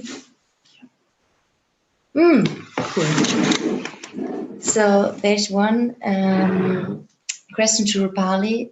Was the colonial period a turning point for the caste-based violence in terms of making it more aggressive? Yeah, that's a great question. Sorry, could you please repeat that? Yeah, absolutely. The question was the colonial period a turning point for the caste-based violence in terms of making it more aggressive? So if while the colonial period, the caste system turns more aggressive. Thank you. So I think caste-based violence has always existed since the time, I mean, for centuries it has existed. So colonial period did not play much role in it because Dalits were the most subjugated, and it was mainly the upper caste who were in contact with the Britishers. I mean, yeah, the colonial period was helpful for Dalits in certain ways, because the person like Ambedkar, B.R. Ambedkar, is actually a social reformer and a leader for us. He was a lawyer and educator, and we he inspires the anti-caste movement right now. So a person like him, a first Dalit to actually go outside India and study in London and the US was possible during the colonial period. But caste-based violence was always existing. Um, Even though there are many more Dalits right now who are vocal about caste-based violence, but it is still existing right now, right? Like you saw through the presentation that caste-based violence still exists, and it did exist in the colonial period also, and it existed before that also. So colonial period did not play a role as such um, in reducing the caste-based violence.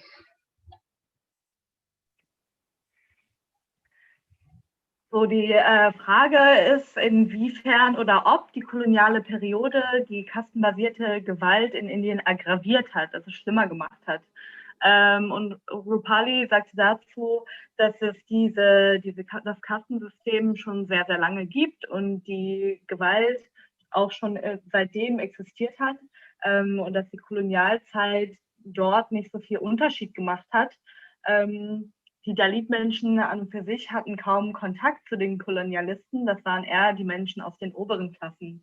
Und sie sagt, dass es sogar auch Dalit-Menschen gab, die daraus einen Vorteil genommen haben, die sogar über den Kolonialismus zum Beispiel nach England oder in die USA konnten.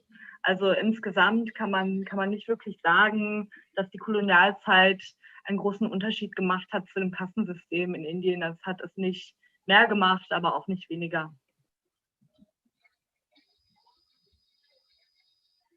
Thank you. So the caste system is based on Hinduism. Is it a religious thing? Or is it just? So I mean, Hinduism itself has taken various shapes. People now consider it as a way of life.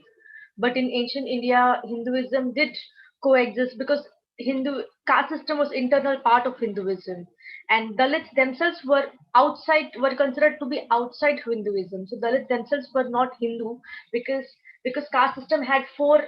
The way I showed it, it had four layers, but Dalits they were kept outside the Hindu fold, but they were still considered part of it.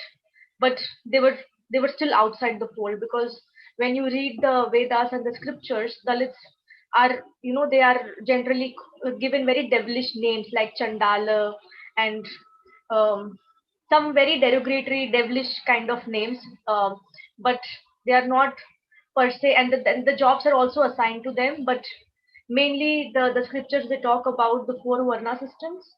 But yeah, so Hinduism, I mean, it exists, caste exists in Hinduism, and it has moved on from that. But when Mughals came to India, when Britishers came to India during the colonial period, then many of the Dalits, because Hinduism was so exploitative in its nature, that many of the Dalits they actually converted to other religions like Christianity and Islam to save themselves because Hinduism was so exploitative towards us that people did convert to other religions, because over there was more liberty, there was more equality, the humiliation was less, and the dignity was also more.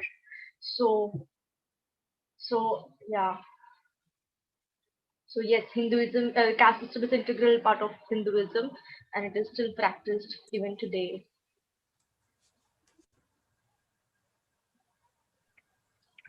Also die Frage ist, inwiefern das Kastensystem auf den Hinduismus basiert. Genau, Rupali sagt, dass das Kastensystem ein Teil vom Hinduismus ist. Dalit Menschen werden als außerhalb der Religion betrachtet, also sie wurden nicht als Hindu-Menschen gesehen. Das Kastensystem an sich kommt aus den Schriften, hat sich aber seitdem sehr gewandelt.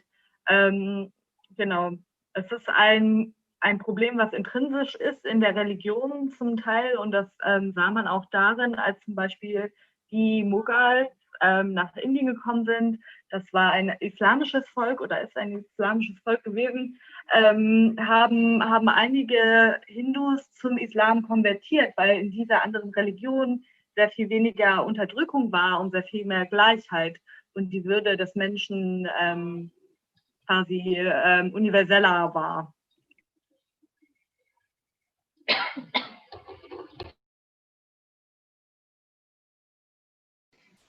Thank you. The next question is,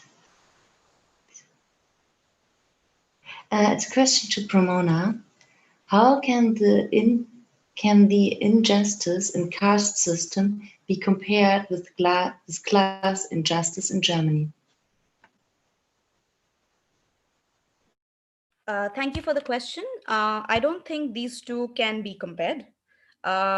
It is important for us to understand the specific contexts of each of the struggles that we are a part of, and to be able to understand the intersections of each of these struggles. As Rupali mentioned, and this is like quite important because she mentioned it right in the beginning, saying that even the left in India has been sort of essentializing the idea of class by erasing and obliterating the importance of caste within the understanding of class in India.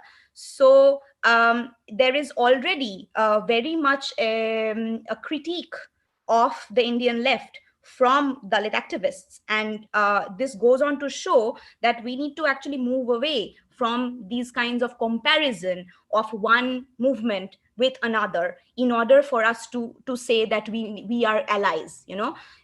I think this is important for anybody who wants to take allyship seriously and go beyond like just the performativity of it. It is important for us to actually,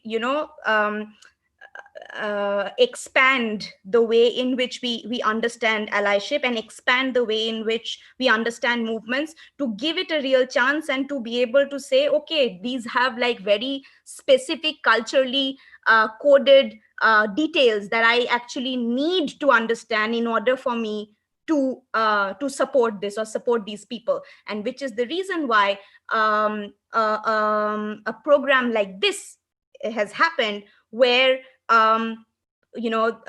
activists are coming with absolute specificities of Dalit feminist practice and sharing it with the public at large. Thanks. Okay, also die Frage war jetzt, wie man die Ungleichheit im Kastensystem in Indien mit dem Klassenkampf in Deutschland vergleichen kann. Und genau, die Antwort darauf ist, dass der Vergleich dieser unterschiedlichen Kämpfe oder Struggles sehr schwierig ist. Es ist wichtig, die Kämpfe immer in ihren Kontexten zu sehen. Und wir sehen, dass selbst die Linke in Indien das Kastensystem oft als dem Klassensystem untergeordnet sieht in der Analyse, was ein großes Problem ist für die Dalit-Bewegung. Es ist wichtig, diese Vergleiche zu vergessen, um einen wirklichen Ally zu sein für andere Bewegungen, zum Beispiel jetzt für die Dalit-Bewegung. Und um die Bewegungen wirklich zu verstehen, muss man die kulturellen Details verstehen. Und das ist wichtig, um diese Menschen unterstützen zu können. Und um dahin zu kommen, sind die Vergleiche nicht besonders nützlich.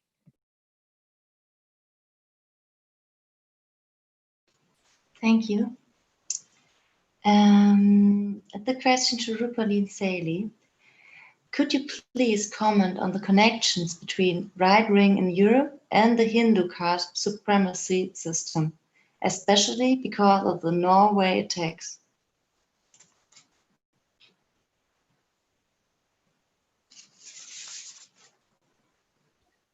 Saili, would you like to go first?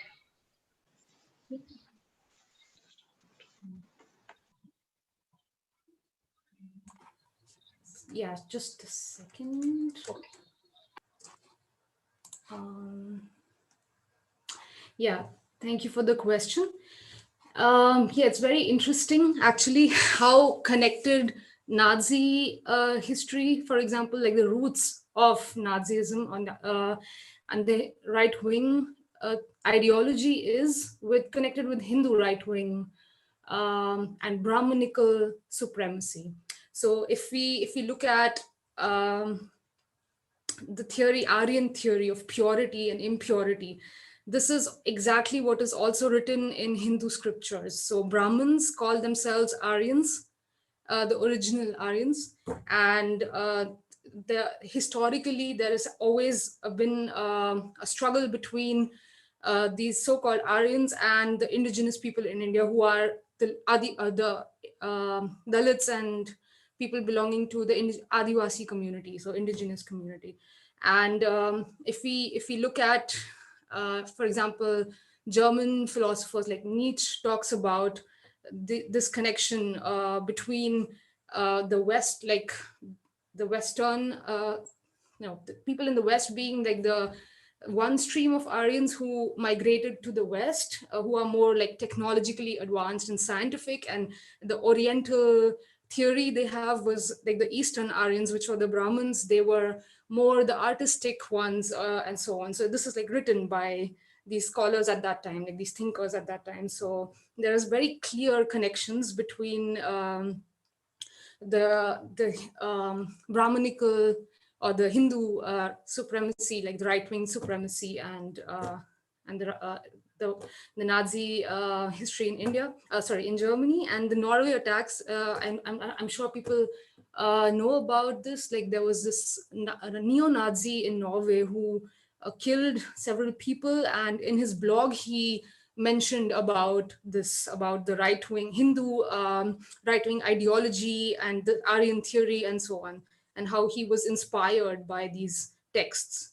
So there's like a very, very strong connection, which many people in the left in Germany don't know about it. And also it's very important to know, because there is this soft power of Hinduism in Germany, like internationally, which is in the form of yoga and vegetarianism and the cow being holy and so on. So this paints a picture that Hinduism is a peaceful religion, has nothing to do with violence. It's all like yoga and peace and everything. But why they do this, why they want to promote this, is because they want to hide the violence that is happening in India against Dalits, against Muslims, against other minorities. So I think there's one more question which I would combine, I guess, like how what we can do here as an international community is like to be critical of these this propaganda, like the Hindu soft power propaganda that we consume here in the Western world, so to say, without really questioning it. Rupali, would you like to add something?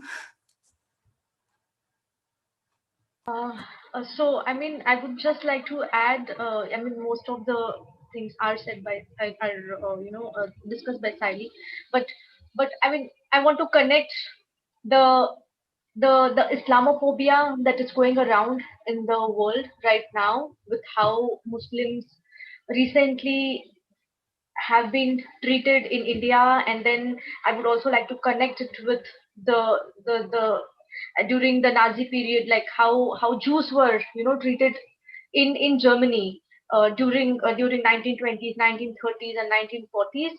I mean, we are, I mean, like many activists, they do about that maybe we are into the early, there are like Indian, how the Indian government is moving. It is showing, or it is showing like the early signs of fascism in India, because we had these recent bills which were actually quite discriminatory against the Muslims in India, because they were planning to make a list of Muslims who, I mean, basically they had to prove their citizenship of how, even if a Muslim has stayed in India for maybe 40 years, 50 years, if they did not have a proper set of documents, then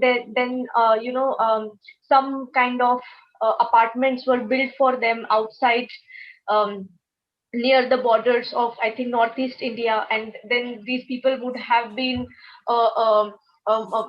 shifted to those apartments. I mean, such kind of mechanism was ongoing, but then there were a lot of protests from the government, from the state governments in India, and from the civil society organization in different states of India, and that actually stopped this bills to pass, because even COVID had come. but such kind of emerging fascist science or Nazist science have been shown could be seen in recent whatever decisions have been taken by the Indian government.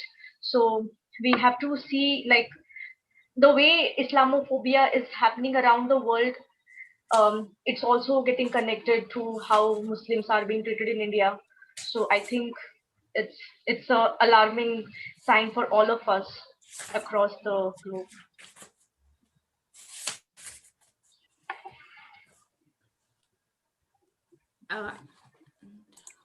Okay. Sorry. I would just like to mention one book recommendation if someone is interested in the connections between the right-wing and ideology in Germany and the Hindu right-wing. The book is called Aryans, Brahmins, Jews. Aryans, Jews, Brahmins, Theorizing Authority Through Myths of Identity by Dorothy Figuera. So that's it. Thanks.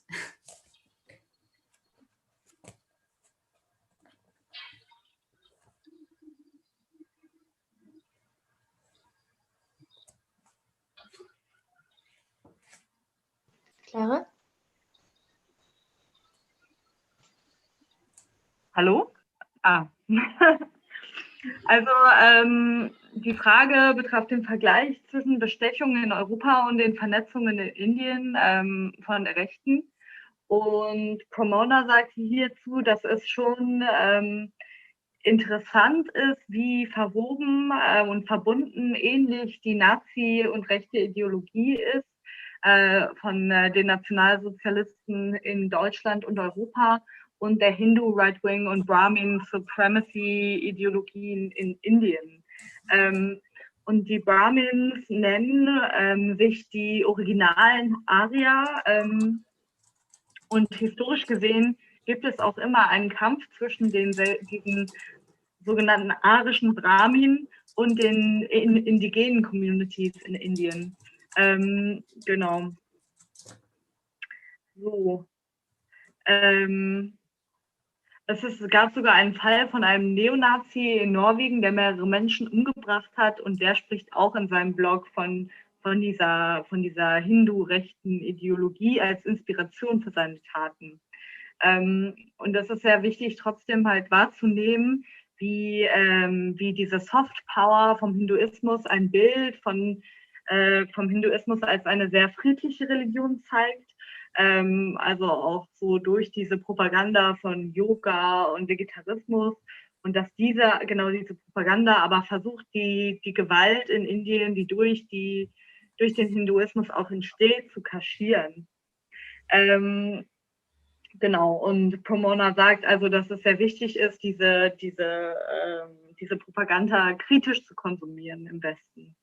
Und Rupali sagt ja dann dazu noch, dass es eine Verbindung gibt auch zwischen der Islamophobie, die international umgeht, und die Art und Weise, wie die Muslime in Indien behandelt werden. Also es gab zum Beispiel einen Vorgang, wo Muslime ihre Staatsbürgerschaft beweisen sollten, und falls sie das nicht konnten, sollten sie in Ghettos gebracht werden, außerhalb der Stadt. Genau. Und sie sieht hier eben auch eine Verbindung zu dieser krassen Diskriminierung bis hin zu Gewalt und Mord aufgrund von Religion, eine Verbindung zu den Nazi-Taten gegenüber den Juden. Genau.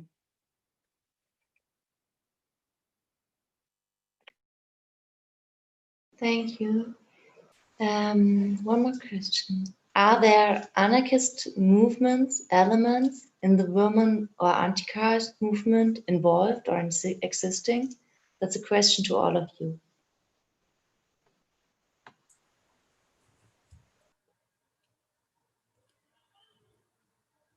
Rupali, would you like to say something about it? Or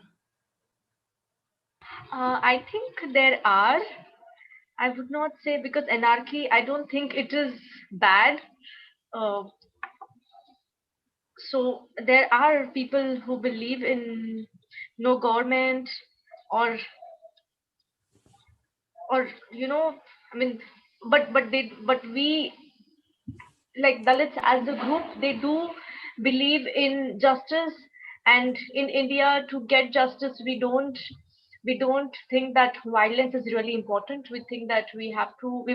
Dalits in India, they believe in constitutional values, because they don't have any other mechanism to put forth their voice, other than talking about constitution, talking about the rights that they have, the laws that are given in the constitution which protect them.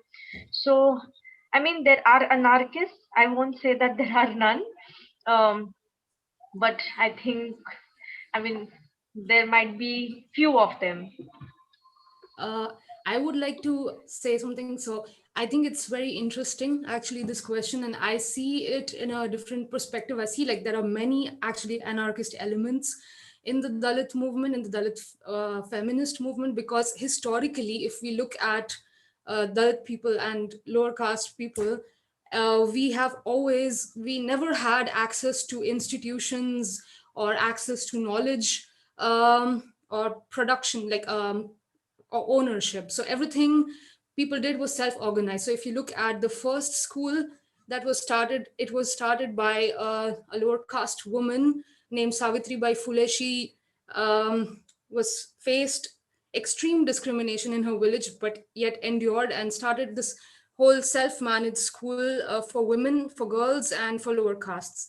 And you see such examples throughout history. So sometimes people maybe organize something. They did not have access to a well, like to drink water. Dalits did not have access. So many of them took out protests and took organized in their groups and took action. So I think this is how what these are the elements I see.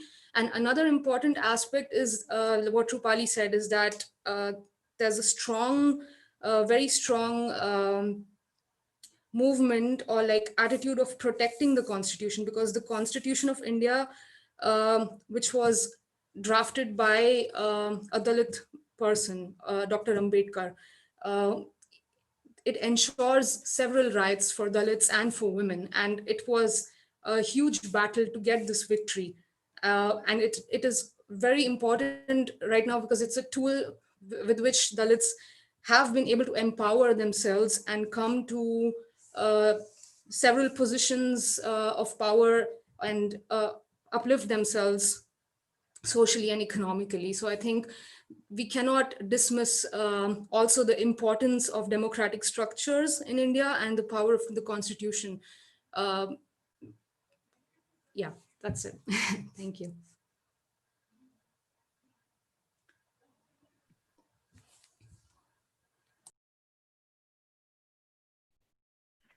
In terms of Genau, die Frage, ach so, do you still want to say something, Simona? yeah, no, I just wanted to say thank you, Saili and Rupali. I think that I don't have anything to add in terms of examples at all, because you both were very articulate. I just wanted to say that maybe it's we need to be quite careful about how we want to sort of read ideas of anarchism, etc., from the perspective of how anarchism is understood, say, within a city of Berlin, and whether we are, when we are asking questions from other movements from around the world, what is the lens through which we ask these questions of other movements as well. I just wanted to just put it out there that we need to be a bit critical of that. Thanks. Okay, also die Frage war, inwiefern es anarchistische Elemente gibt in den Dalit-Bewegungen. Und Rupali sagte dazu erstmal, dass es schon Menschen gibt in Dalit-Bewegungen, die keine Regierung haben möchten, die nicht in der Regierung glauben, aber die allermeisten berufen sich schon auf einen Rechtsstaat und genau, möchten, dass dieser auch umgesetzt wird.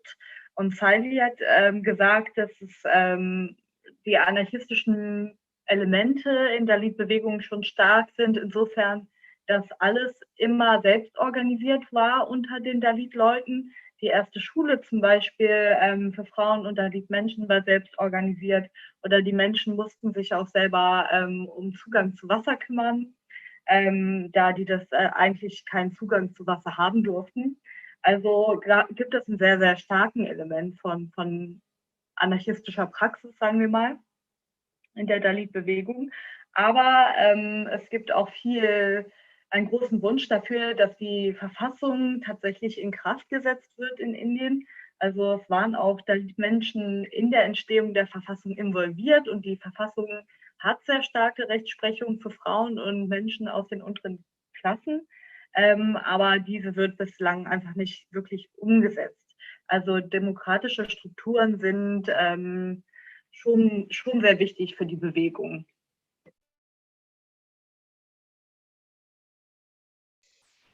In what way does caste affect the lives of Dalit women internationally?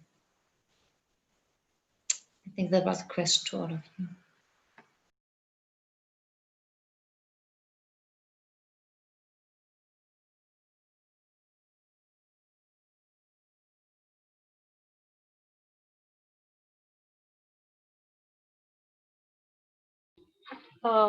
I think there are very few Dalit women who are actually staying in other countries. So I don't know how does it affect internationally, but I mean, how could I say? Yeah, Saili, would you like to add something? Yeah, I just wanted to say that actually when Indians travel abroad, they bring their caste with them. So even if they are living, let's say, in Germany for several years, they would practice these forms of discrimination. They would marry only within their caste. In fact, in Berlin, there are several different temples because of these reasons. Like there are temples which for only upper caste people, there are temples for other caste people, so lower caste people. So and this you see in other religions among Indians too, like in Sikhism there are different gurudwaras, for example, right? And in the US there are a lot of huge Indian diaspora living in the UK as well. And there's this very interesting documentary film that we screened some years ago in Magdeburg. It talked about how Dalit activists in the UK want to bring caste discrimination in the language, so to include it along with race-based and ethnicity-based discrimination in the UK, because there is no law existing in the UK that covers also caste-based discrimination. So often there have been cases after cases reported in the UK and the US where in companies, Dalits are discriminated because of their caste by upper caste, dominant caste employers or co-workers. So we see that this problem of caste has become global, essentially, as well.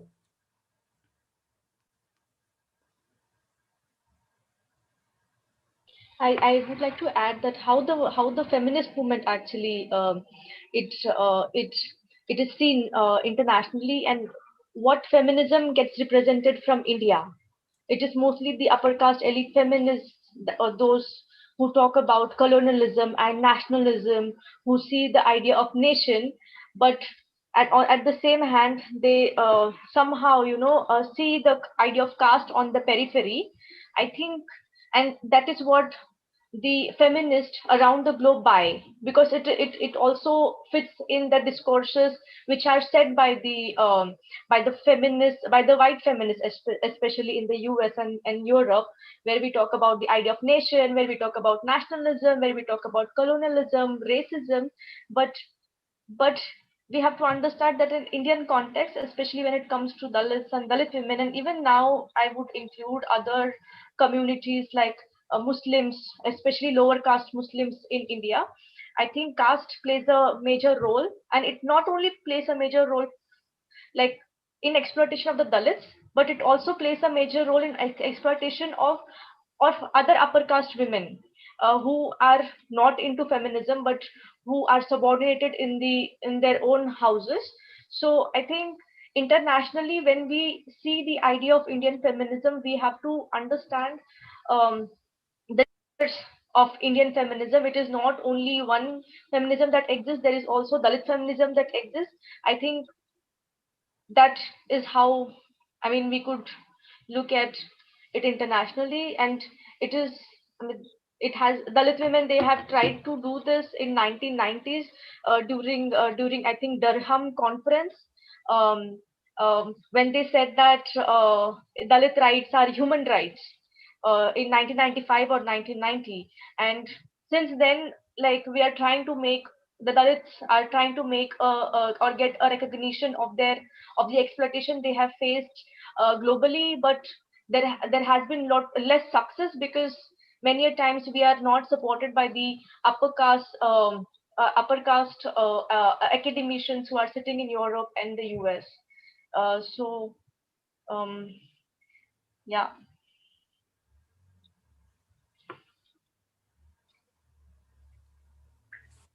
Okay, also die Frage war, inwiefern Dalit-Frauen, die außerhalb von Indien leben, von ihrer Kaste betroffen werden. Rupali hat zuerst gesagt, dass es eigentlich sehr wenige Dalit-Frauen gibt, die außerhalb von Indien leben.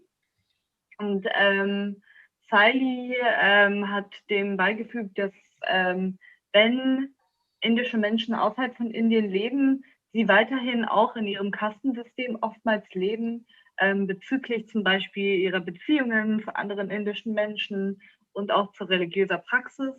In den USA und in UK gibt es eine große indische Diaspora. Und es gibt auch in diesen Ländern eben eine starke kastenbasierte Diskriminierung von Dalit-Menschen durch indische Menschen der oberen Kaste, zum Beispiel in der Arbeit. Also das Problem hat sich globalisiert und wird eben mitgenommen. Genau, und Rupali sagte dann noch, dass international vor allem der Feminismus der oberen Kasten aus Indien wahrgenommen wird. Und es wird, wie hier im Westen auch, sehr viel über Rassismus und Kolonialismus gesprochen. Aber es gibt eben sehr viele unterschiedliche Feminismen in Indien und darunter eben auch den Feminismus der Dalit-Bewegung, der oft nicht so stark international wahrgenommen wird.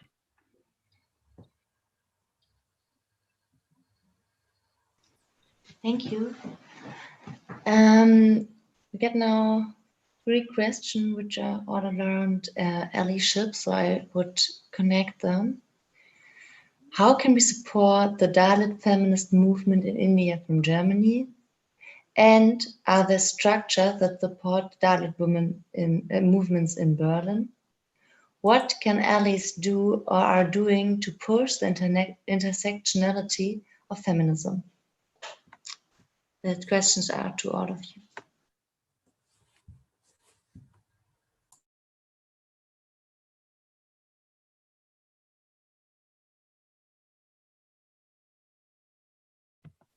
Maybe I can take the last question. What can allies do to push the intersectionality within the feminist movement? I think there, of course, there are so many things that need to be done. I think not the least of which is actually having a modicum of introspection and having some amount of clarity and some amount of recognition of one's own patterns of profiting, of oppressive structures such as caste, such as one's own privileges in terms of race, in terms of the other identities. That obviously is the very beginning of even trying to find oneself in any sort of feminist struggle. The other thing that can be done that we need to be doing is to be able to create spaces like this one on which all of us are there, and being able to one of the things that I may have in passing mentioned, and both Saili and Rupali spoke about at various points, is essentially a sort of kind of invisibilization of conversations around caste the moment one goes into academic or activist spaces abroad or outside India, as if this is not something that is worthy of conversation outside the country anymore. This needs to be seriously broken down. This needs to be completely pushed away. It is almost entirely the reason behind this is that the people who are in these conversations about activism, whether it is around centering around ideas of national or hyper nationalism, ideas of class, etc., who are from the Indian diaspora, they are essentially trying to protect their own caste and class interests. This is the reason why it doesn't come up in academic conversations or activist conversations that much. This is one of the things that anybody who is trying to do allyship work has to do, to be able to kind of plant the conversations in whichever way possible into these spaces, and call out the silence of such spaces whenever they can be done. So that's definitely one way. Yeah. About the connections between BLM, so Black Lives Matter movement, and the Dalit movement, I would like to say that the history, actually, if you look at the history of the Black rights movement and Dalit movement, it goes back to Ambedkar already, Dr. Ambedkar, where he and W.B. Du Bois, for example, they have been exchanging letters and talking about how the rights of Black people in the US and America are connected, and the problems are similar to those of Dalits in India. And also the intersectional texts written by Black feminists, for example, it resonates with the Dalit women's movement, and there have been many collaborations between Dalit women and Black women. So this history and this connection is definitely there. This because the structures are similar, the intersectionality is the same. And about the yoga part, so there was this question about is the white German practice of yoga, sorry, is this a question for another after this one, or is it, I don't want to combine them together. If it will be addressed later. Maybe I could translate what's been said so far. Oh, yeah. So the question was, first off, how we can help from Germany, the Dalit feminist oh fuck, I'm speaking English. Okay. Die Frage war, inwiefern die Dalit-feministische Bewegung in Deutschland, also von Deutschland aus unterstützt werden kann und ob es in Deutschland auch Strukturen gibt. Genau, also die Anerkennung der eigenen Privilegien ist erstmal sehr, sehr wichtig, um Intersektionalität und Allyship zu fördern. Also wir müssen alle selber uns im Klaren sein, wo unsere eigenen Vorteile sind aus den Privilegien, genau, und wie wir dazu stehen.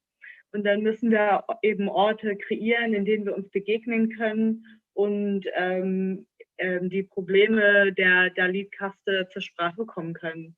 Es muss einfach sehr viel mehr darüber gesprochen werden außerhalb von Indien, was zurzeit wohl nicht so viel passiert.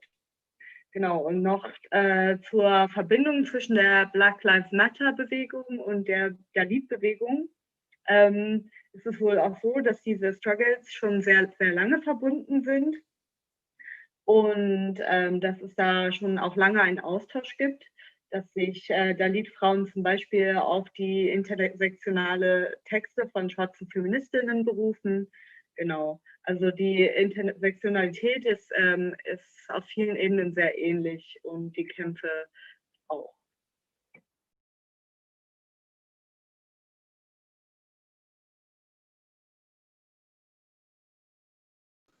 And just to add of how what can be done to promote the Dalit feminist movement in Germany would be to amplify the voices of Dalit women, like more such events. So thanks and shout out to Frauenstreik Committee Wedding for organizing this event. And I hope that we also go beyond these conversations and maybe into action, direct action, putting pressure on the Indian state, because they completely at the moment, if you look at what their response at the UN is, when Indian state goes to the UN, they say that it's an internal problem, but it's not an internal problem, it's a human rights problem.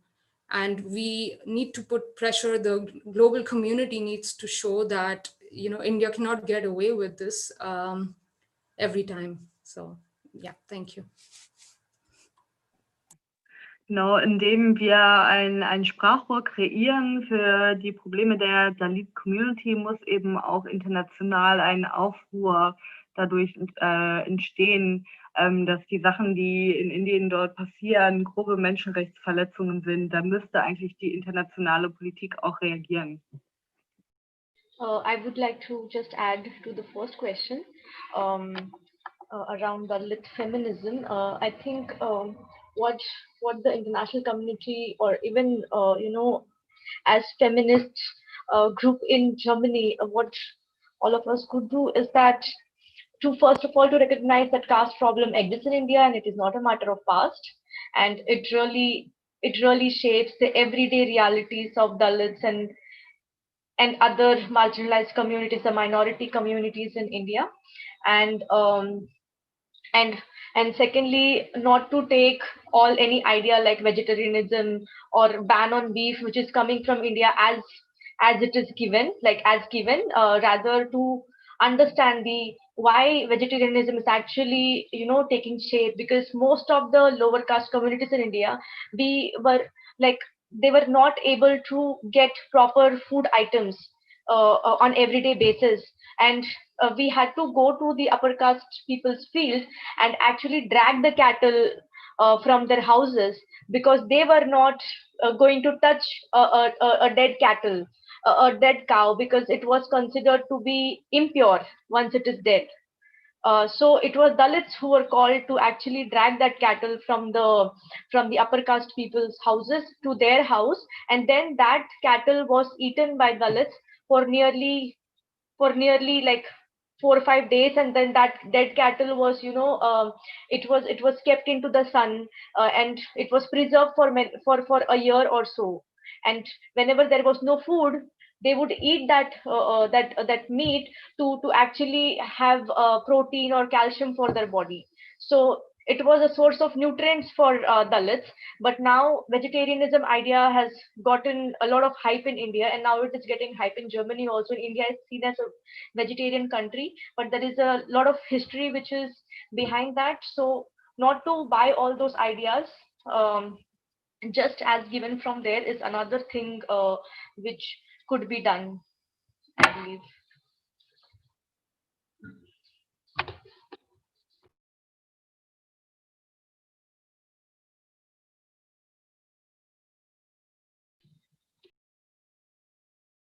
Clara?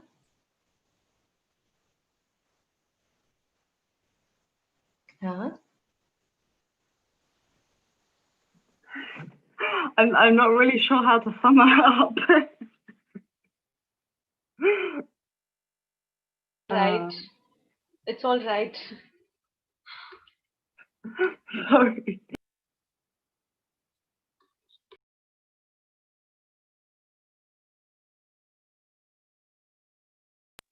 Are there any more questions? Yeah, there's one more. Yeah. Okay, then we're going to the next question. I think it's already the last one. We are not already. I think we are going to be tired soon, but this one is coming. We already touched the topic. It's again about Black Lives Matter. So the questions are there too. Do you think the Black Lives Matters movement had an impact on the reflections around caste in India? Could it help to raise awareness to the link of casteism being based on racist foundations. And the other one is, would you say that the issue of colorism rose to a greater awareness after Black Lives Matter, or was there no impact as such? Is this a Westernist assumption?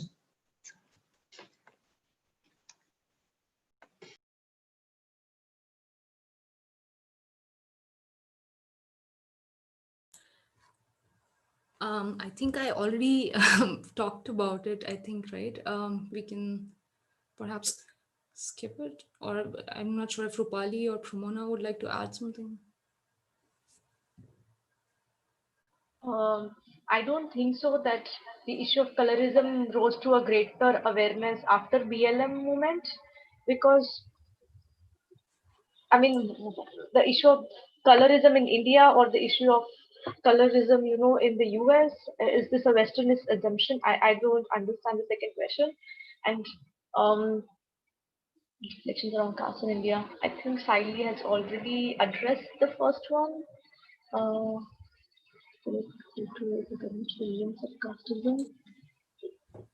I think the question that we missed was about the yoga, like this white German practice of yoga. Is it linked to Hindu religion? I'm not sure if we covered that one. It is right above the BLM one, actually. Maybe I can briefly address the colorism one, just adding from what Rupali said, that there has not been much of a change in terms of awareness around colorism in India post BLM. That's absolutely correct. Thank you, Rupali, for actually pointing that out. Also to say that, a lot of the Indian diaspora living across the world, they are very ready to claim themselves as brown people, as oppressed people in like abroad, whereas within their diasporic communities they also still practiced a lot of colorism, lot of casteism, lot of classism, and lot of patriarchal violence. So colorism is like almost seen as like some sort of a convenient politics, especially in terms of like a lot of the Indian diaspora, which is a very often majority of them is very conservative, extreme Modi supporters, including like, there are many people who are very famous within that diasporas, like such as actors like Priyanka Chopra, etc., who really, act like perform a certain kind of victimhood as brown women, etc. So that is just something I wanted to put it out there in terms of colorism.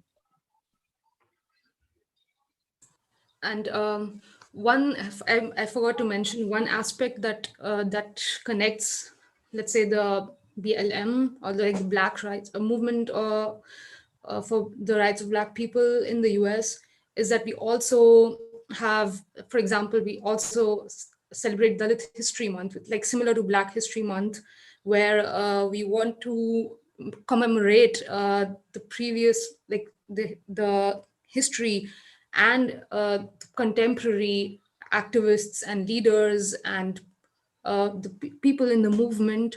So, which reminds me that next year in April, we would again organize the Dalit History Month in Berlin and in other cities in Germany.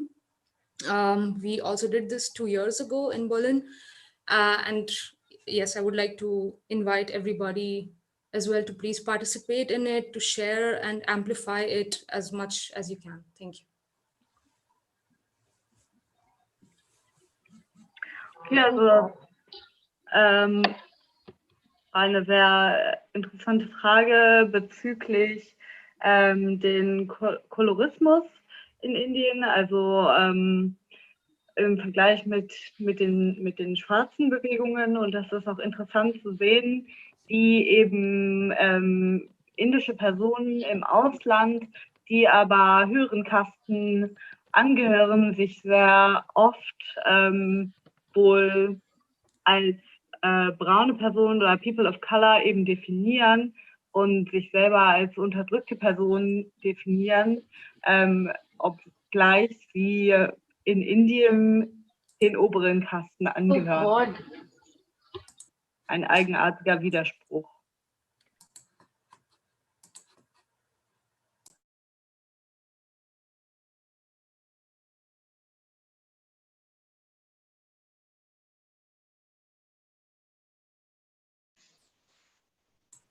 So I think that was our last question. Oh, sorry, I'm sorry. I think we didn't cover the last question was about the yoga and the Hindu connection.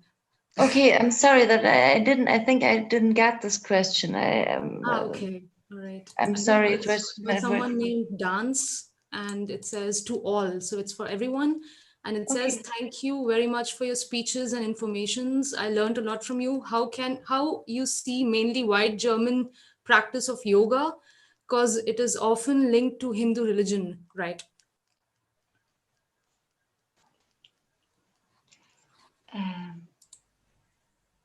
Yeah. So I would say that there are certain practices in yoga. For example, there is like chanting of Sanskrit mantras, like from the Veds, from the Hindu scriptures, for example, that many people, when they do yoga, they do this blindly. They don't know what actually they're saying, in Sanskrit, but often the meanings could be very, very Brahmin supremacist as well.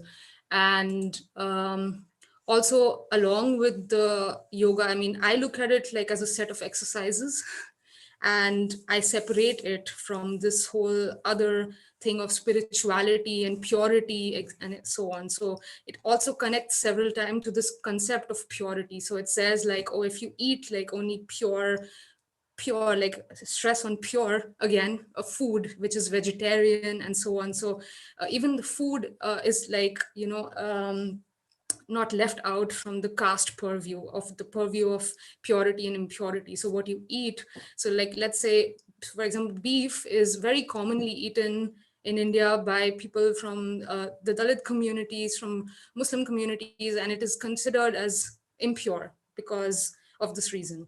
So, and this is connected to like this whole spirituality practice of yoga and so on. So I think there are several aspects of yoga which are very Brahminical. And if you look at, how since the right-wing government has come to power, suddenly they have, promoted yoga as like there's a National Yoga Day, International Yoga Day, and so on. So there's a event on TV every year where the Prime Minister is coming and doing yoga live for the whole country to watch, and so on. So like I said before, it's like a soft propaganda, like soft power as well, like a tool for that. And several of these gurus, like these spiritual gurus, they often have these ashrams in India where they exploit people, like, make them do free labor and encroach on forest lands. There have been several cases where these people, they're very much connected politically, and they get cheap land, like forest land especially, and they create this whole a pristine ashram in the middle of the forest by evacuating the indigenous people often, or destroying the forest land. And there have been like several cases like that in also in big places, in like capital cities in Delhi and so on, where there was a huge event where they completely cleared the riverbed just for like one small event, like a yoga event, and destroyed like the whole ecosystem in that part, and dumped it basically, like and to promote this whole yoga and so on. So it's very actually a deep like complicated topic, but this is I would say in general, like we have to be critical of yoga too, like how we consume this culture, like yeah. Thank you. Also es ist eine komplizierte Frage, und es ist sehr wichtig, eben Yoga kritisch zu konsumieren. Es gibt sehr, sehr viele Aspekte von yogischer Praxis, die auf eine Art brahminische Hoheit angesprochen, die sehr stark den Fokus auf eine bestimmte Reinheit haben, was eben in großen Gegensatz zu der Art und Weise, wie die Dalit-Kultur geframed wird, dargestellt wird, genau. Aber an sich ist es auch möglich, Yoga als einfach physische Bewegungen zu praktizieren, aber es ist eben wichtig, den Hintergrund zu kennen und dort kritisch zu bleiben. Zum Beispiel auch, wenn Sanskrit gesungen wird, ist es oft unklar, was da genau gesagt wird. Ja, es ist wichtig, das im Kopf zu behalten und kritisch zu konsumieren.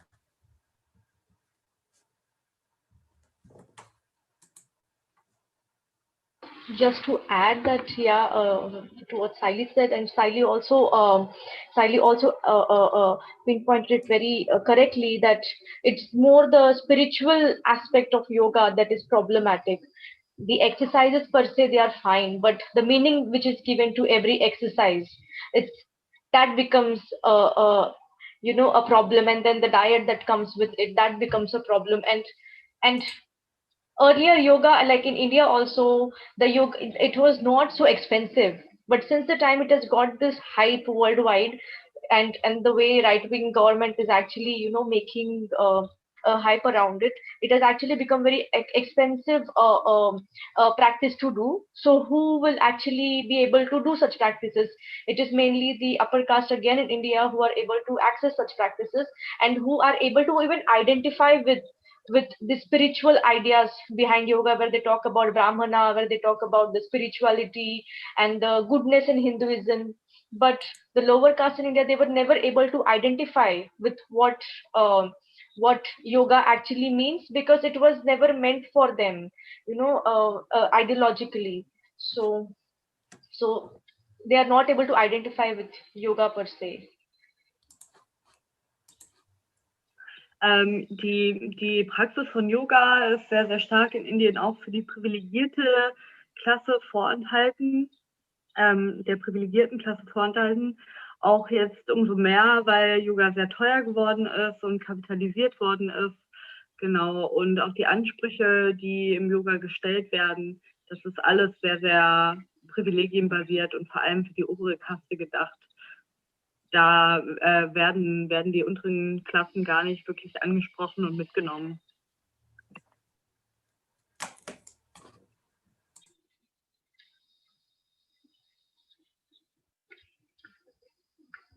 Thank you. I think we are now close to finish our event for tonight.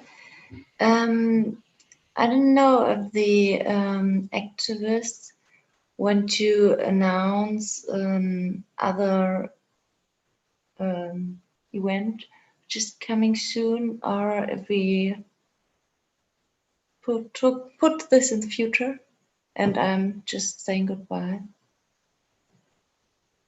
Okay. Then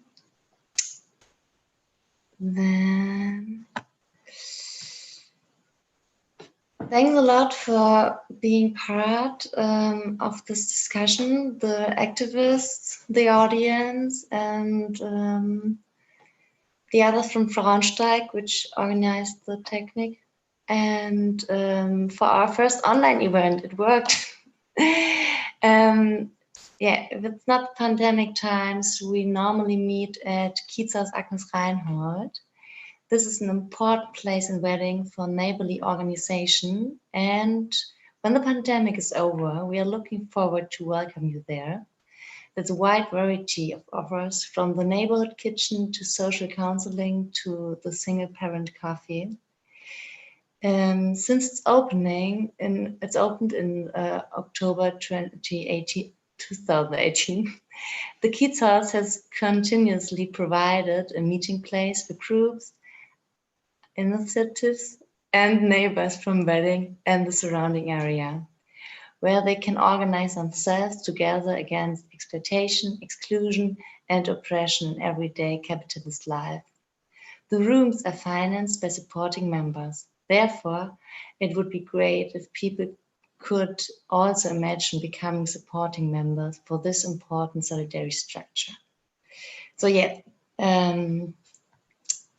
das waren jetzt so ein bisschen, ja, ich möchte mich bei allen bedanken, die hier das möglich gemacht haben und danke auch für die Fragen und danke an die Aktivistin und danke, dass die Technik geklappt hat. Das war unser erstes Online-Event. Das hat auch eigentlich ganz gut funktioniert.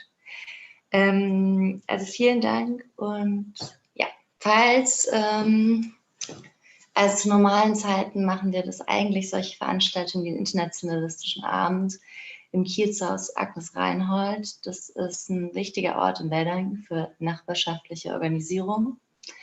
Und wir würden euch freuen, wenn ihr in der Nähe wohnt und Zeit habt, nach der Pandemie oder nach dem Lockdown mal vorbeizukommen.